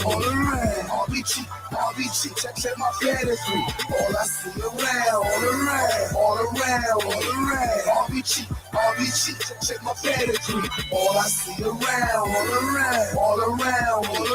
RBG, check my fantasy. All I see around, all around. RBG, check my fantasy. We are men, human beings, capable of the same acts as any other race, possessing under fair circumstances the same intelligence as any other race. Now Africa's been sleeping, not dead, only sleeping. Today Africa's walking around not only on her feet, but on her brains. You can enslave what was done for 300 years the bodies of men. You can shackle the hands of men. You can shackle the feet of men. You can imprison the bodies of men, but you cannot shackle or imprison the minds of men.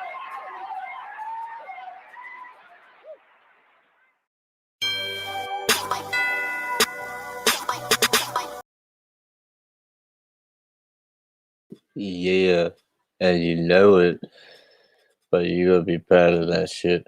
So we'll do a few others. Shout out to that because it was like fat on the end of it. I'll do another. couple of freestyle flows and a tech thing, and I'll be at. Oh, sorry. Let me get better at this.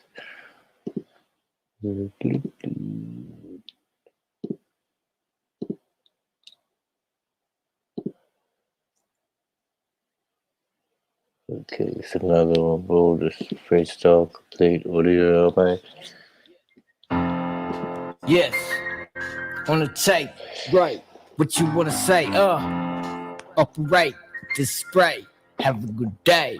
Yeah, hype, mic is all I do. In a state of conscience, kick like the kung fu. It's on the man with the funky jam. In a basketball, I slam. This mic is what I be. Operating on a mark, going all nightly. Running around the streets with Nike. That's what I got the right key. Cause I got the tone and the microphone. Celebrate myself for this is that zone. When I get into it, I best do it funky. Coming on the mic, puffing on my skunk, it smelling like loud. Sativa the porn crowd. The indica is moving around its own sound.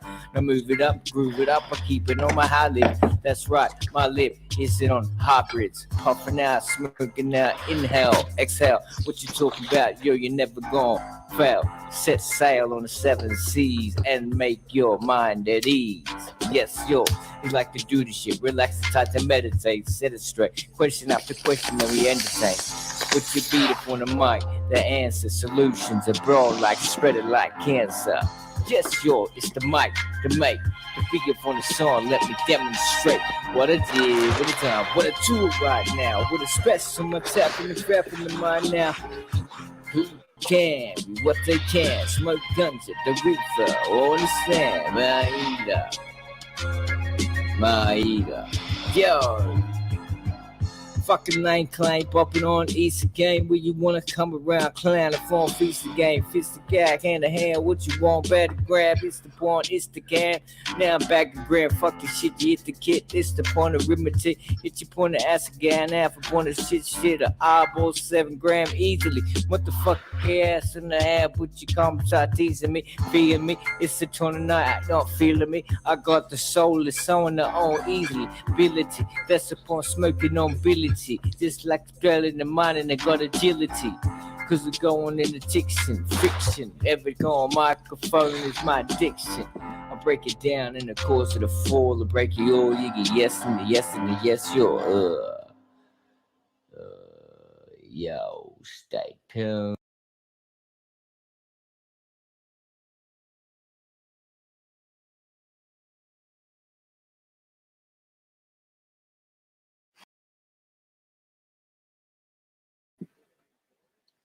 Alright, and yeah, just smoking on the break. I guess we'll be landed up. Yeah, be on 3:30. So I'll show you I'll finish it up on 2 other tutorials that I was doing before. Cause this is an idea of how I was trying to do. Like I'll build it maybe another one. Or I could keep learning similar things. I'll show you like it's tutorials for people who are willing to wanting to make beats and things. So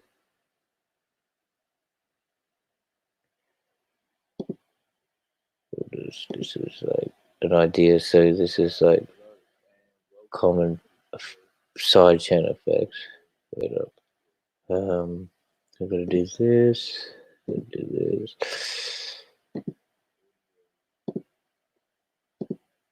So this is what I was trying to do. But go from here. Technology information, beat making tutorials, and other relevant topics. So for this first video,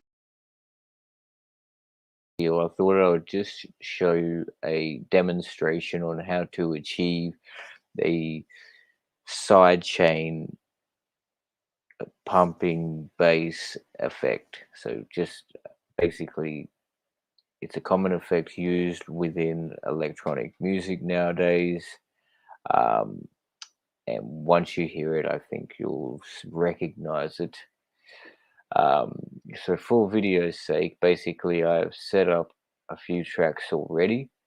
So and you can see I'm using Logic Pro X. Any other digital audio workstation or DAW shall have the capability to achieve the same effect. It's just about different areas you have to click and um, initiate the effect for the program. So basically, for those who are quite new to Logic at all, I mean completely new to Logic, I'll show you to add a track. You go to this plus button. It'll bring up your display selection. So you've got software instrument, and then from there you've got a whole lot of stock plugins that you can choose from. Depending on your particular setup, you might have a few aftermarket synths that you could use. You've got an audio, which is your basic mic setup, direct input guitar or bass, or a preloaded drummer and things like that. But I'll go into those in further videos. For now, I've already created such tracks, so they are fine. And another tip I'd probably give to producers, upcoming, old, new,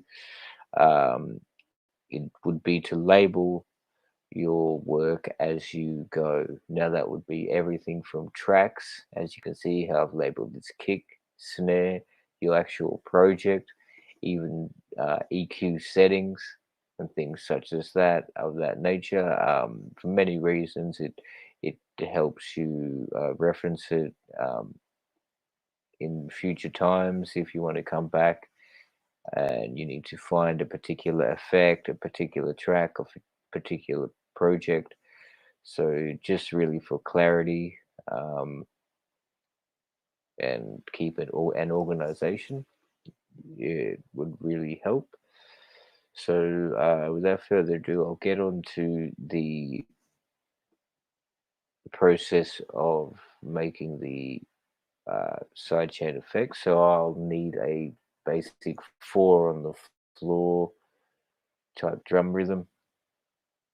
So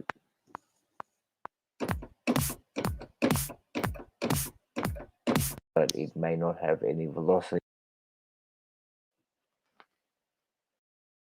So any sort of bass note that you like. So just input that in. It could be any note, any progression.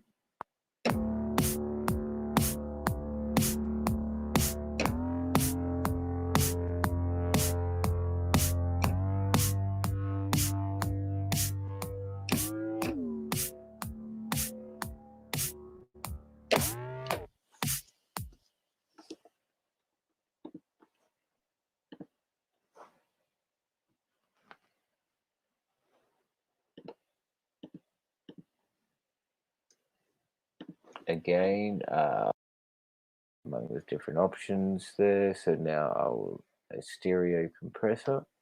So that will now add it to the chain. Going in there, selecting. You'll find that in dynamics. Among the different options there. So now I'll a stereo compressor. So that will now add it to the chain.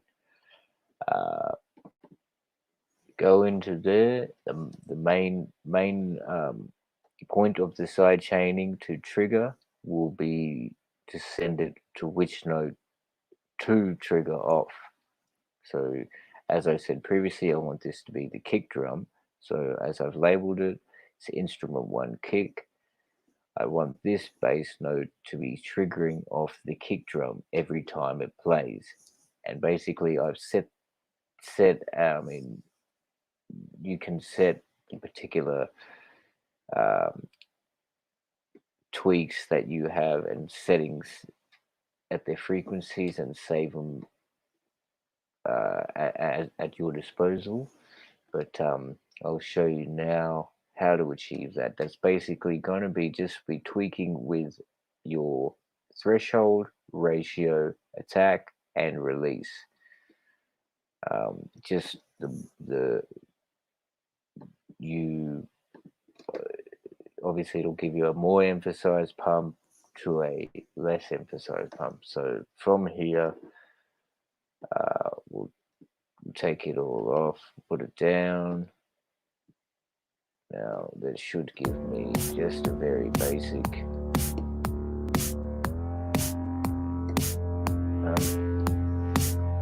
now that is to bypass. I'll turn on the compressor.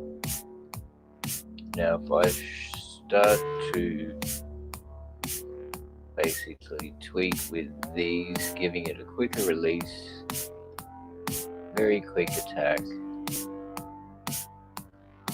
and your threshold. Now this is where you should hear things. Right, this is the effect I'm talking about. So as you can hear there, it is pumping off the kick drum. So, I mean, the more you go, the higher you go, the more emphasized it is. And it's just a matter of tweaking from there and your personal preference. And you could have it as maxing out quite high, but if you don't want it so dominant to the ear, you can turn the threshold down. You could, give it a longer release, so it's still there, but it's not as emphasized. But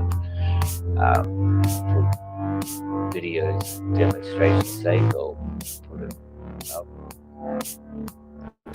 Alright, so I mean that's just some sort of basic thing I was trying to do. Obviously that's tech, right? That's kind of not my main field, but like I do produce it always, so I'll let you look like what I did, just like that's not mixed or mastered or which any like at all in any form. But I'll show you what I ended up. Just like I thought of spend another 20 minutes and then uploaded it to show you a build out of it. It's really basic, but just see how that goes and then.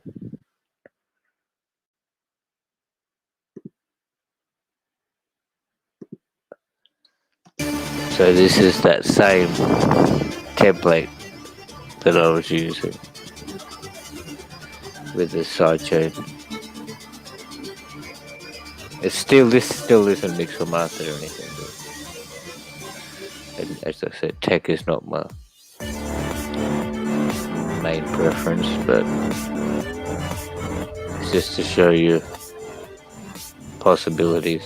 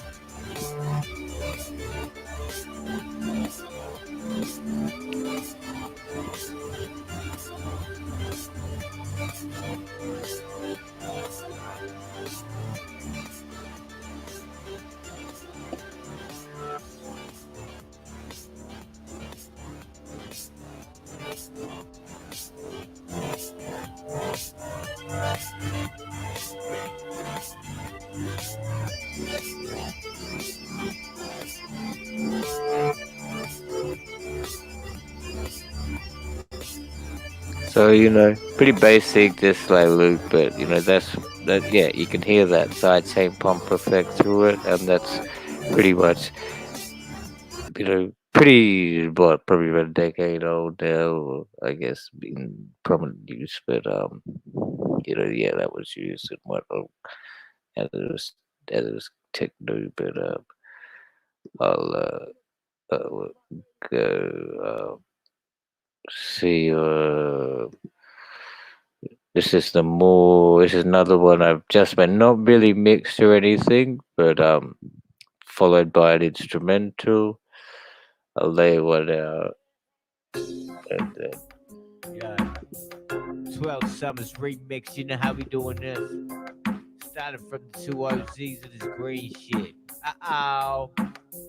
Been through the ups and downs. Been through the ins and outs, you know what I mean? If you don't, then you won't. I wanna do this for the crip, I wanna get it the visual didn't come up, but the audio I wanna is. make it dance. But this is how I wanna take it out for sure. But every day, all these rappers out there coming out galore. They got nothing to say, they got nothing to breathe. All they try and say but do is so much sympathy. They wanna do for no bad, no original. This is top of the fire, no originality. They just step upon a rhyme, they just step upon a stage. Do something somebody did just the other day. Cause they think it's fun and cool, they think it's got swag. Oh my god, boy, your face, you're such a dad. Niggas did for shag, man, you're such a drag. Your show was so shit. Yo, it was just a drag. The ship of the point of tank. There's nothing authentic. You ran it, you spent it, you back to the taste of the food of bread. And I don't give a fuck how many streams or how much money you make or how much support of art you did, nigga. I'm about to support the culture and live for the kids and myself. You dig? You fuck. This is time for the leads, the keys, the buck. Man, rapping nowadays is easy, buck. But I'm from the school when it was so high, we had to rent the farm for separated road high. They wanna stop the rap, they wanna stop the rap. They said it wasn't music if they come to want the music or to say music. Ha! Now I say it's in the music, but my pockets always stay so fat, and that's amusing. So I sit up and take my plot, and it's a timer. My mother's always telling me that rock must be changing. I got a line so fly to part try. I'm waiting for the day when I buy a mansion, the thicker stamp in the bar, I'm a super dependent, and the bomb and dead.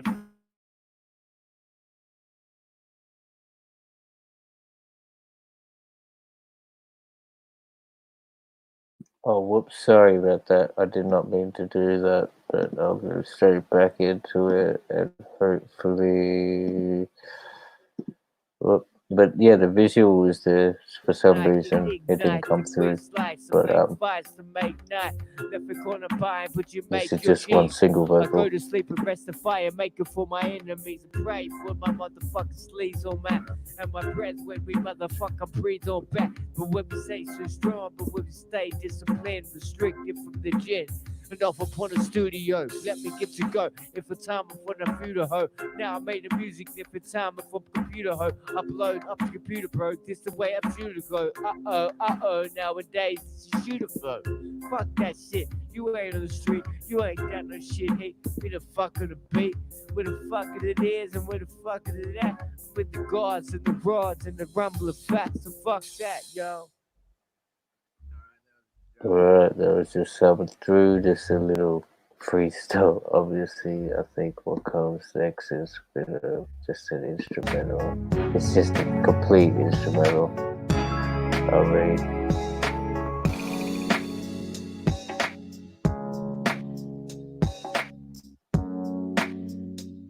I would rap, but it doesn't come through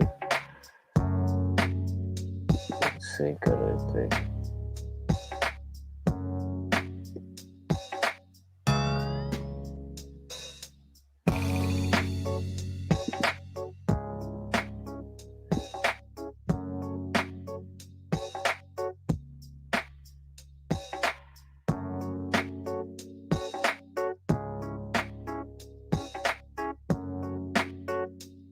This one will be nearly mixed, but not completely.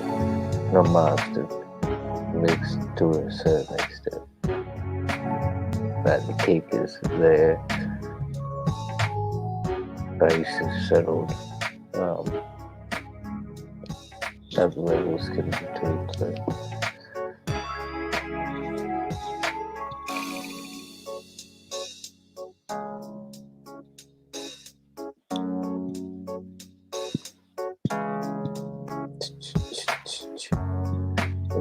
Right. Yeah. Well, we go for 4 hours in this man place where everybody's hanging around, bro, doing this. But you know, I say I just few outro songs coming through. Probably another 2. I said 2 or 3 ago, but anyway. Feel the flow. No, I'll do 2. I'll do 2 more and I'll do one for Q, man, for sure, because that's like flat. But just be sure. Oh shit. Okay, we're losing them, but that's cheap. That's further away from the key. So what I do is do this, and then do this. That's dirty, bro. That's a dirty one. That's a dirty track. Now, I was hit on another freestyle wicked way that I was doing. Is the set. Look. Yeah.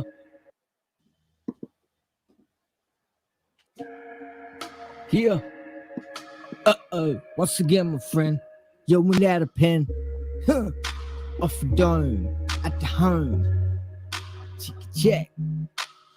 Why you wanna do that? Keeping on roof fact. Why you intrude and being on relent? Why you wanna do that? Keeping on roof fact. Keeping on This is a fact. mix Why the either. game Or, cause I've been even you know, free to call. it's a bit of You a ain't even go had with yours. freestyle, trying to fuck Cause I'm around jam. free to falling. Cause I'm now beating the brain. Get back with that and call it this and that and that. Call the doctor medical, the cervical, and all of that. I need some change, need some more nutrients. What you wanna do it, all you're doing is abusing this. Straight up, don't wait up. I need to keep my focus. No hocus, no pocus. You're calling me a joker, but where's the swarm of locusts when really when you need one? Come up on a decent motherfucker, I can see one. It's a prophecy, I made this shit, and if it's time to do it, and if it happens, if it doesn't, time we get through it. It's all the time. What is rhyme? It'll be. It's the life imitating life as it's gonna be. Just reality, just like eye for an eye or a kiss for a kiss. When you're saying goodbye, just get high from the freestyle flow and the smoke that be blowing out my nose. Oh. Why you wanna do that? Being so rude, cat, keeping in true that. Why you won't feed it? Why you won't do that? Being on loose, that pain on loose, that bone lane. Cause I'm gonna be the call. Cause even not a four lane. Cause I'm not a baby in the calling. Cause even no better than the name. These demons up in mind be wasting time. Call my voice and move wild one more time. In the line, all my crime, all my life, telling me to do the crime. So who was I? But who were they? And what was they to do? Where they coming from? But when they contacting who? Mr. Man, Mr. B upon the shock, Mr. Tree from the fruits on the doors, they got unlocked in the moors to my hands. So I'll travel to a land in a continent despondent, and I wondered and I found myself in this medicinal help. And then I gave myself a breath and this a kiss and I felt it's in my brain, christening the same. If I could gain when I glisten like I listen to the lyrical main in the scene on the dream like a hyperflow star, looking at the sun, thinking that I'm gonna go far. You.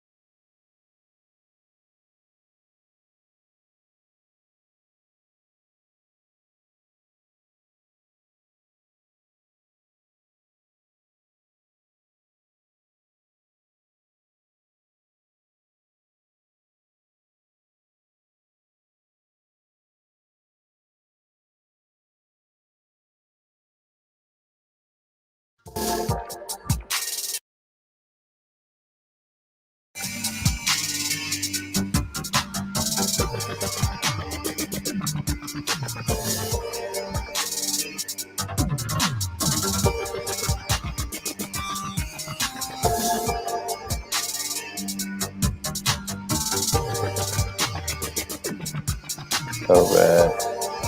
Just so there's a few audios out there. One more rep to cue and that's it. Please hit the like, share, and replay on the way out. I mean, if you to catch up and stuff like that, but most times this is just impromptu 4-hour spill. I don't know. I was happy to do it, but it was not planned. But yeah, you're listening to some audio.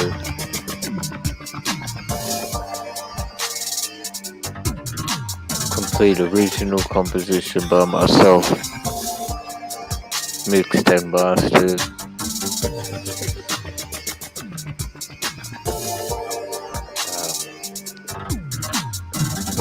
I could still remaster it and pick up volume. It's definitely it gets mixed.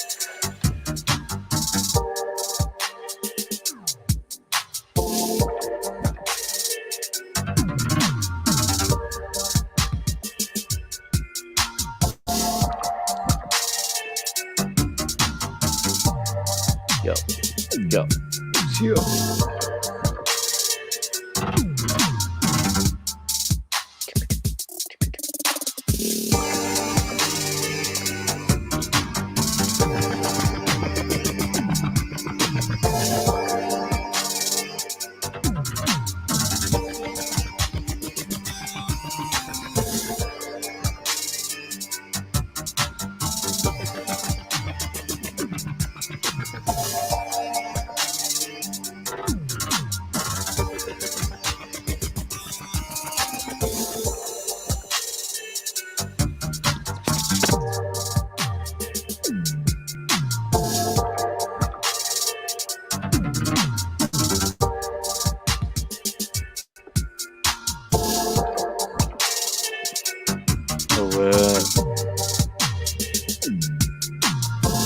Probably finished about at 4 hours flat.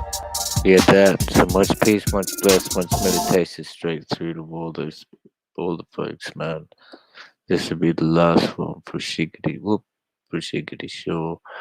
So, like, yeah, hope to see you guys on the next one. If you could subscribe, see the live, hit the bell, you'll be there. And sure, I'll see you on other streams for sure.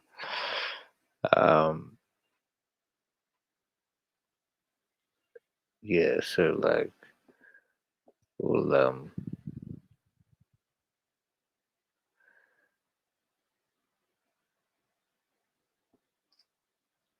don't know, there was one there like but I stopped it, so I used to play now compared on the next one. So yeah, we'll bless out and we'll go out with Kubota.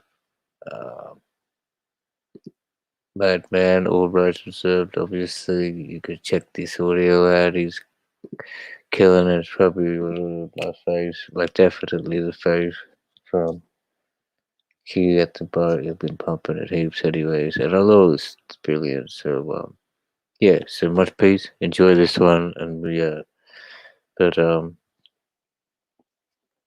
don't know. There's this thing playing in the background, which is like I could hear it. You guys can't hear it, and it's really like an outro track. But I guess I could play it next time. But yeah. So yeah, stay beautiful. Stay the way you are. Just keep up. Ganja.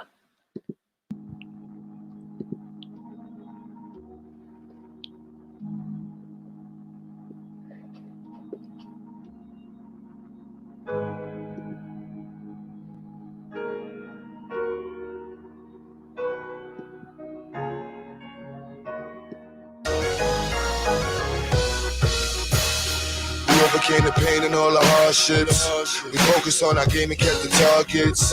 They try to take our brain and keep our raw gifts, but we still remaining, now we bullshit. Flawless, you know how I go. Black power looking good and we let it show. We stack by the hour, yeah, and we let it grow. These crackers not doing nothing, we let them know. Nothing you can do gon' change us. We always gon' be around, we gon' bang what. We never gon' simmer down, you can't tame us. No religion, no criticism can chain us. Black is all you hear when I'm talking. I'm reppin' for the light to the dark skin. RBG steppin' when I walk in. Crackers silly mad cause I'm flossing. Black is all you see around me. I put my hands in these hearts in the streets, yeah, they lean on me. Rockin' with the same script, hopping off the same shit ever since they dropped me off the slave ship. Black is all you see around me. I put my hands in these hearts in these streets, yeah, they lean on me. Rockin' with the same script, hopping off the same shit ever since they dropped me off the slave ship. Watch the step out, a black king. My fists in the air while I'm rapping. RBG, where you see my fashion. My fam is all here, no lacking. You see the vision, it's all clear. Black power living here with no fear. We did the prisons, we dropped the tears. Now we're focused on this eyepiece. RBG, yeah, on the pop out. A cracker go to sleep, that's a knockout. What you want, eat, go and rock out. Black everything, this a lockout. The camera's on now, go and take a flick. The pressure been on, can't take a hit. Ever since they dropped me off the slave ship, I've been on the same shit. Black is all you see around me. I put my hands in these hearts in the streets, yeah, they lean on me. Rockin' with the same script, hopping off the same shit ever since they dropped me off the slave ship. Black is all you see around me. I put my hands in these hearts in these streets, yeah, they lean on me. Rockin' with the same script, hopping off the same shit ever since they dropped me off the slave ship. You think you be doing like this? Hey, that's it. Come on, man. Come on, Mika. You gotta show them how to stack it. Come on, Mika. It's in your head. It's always music playing. Boom, boom, boom, boom, boom, boom, boom, boom, boom, boom.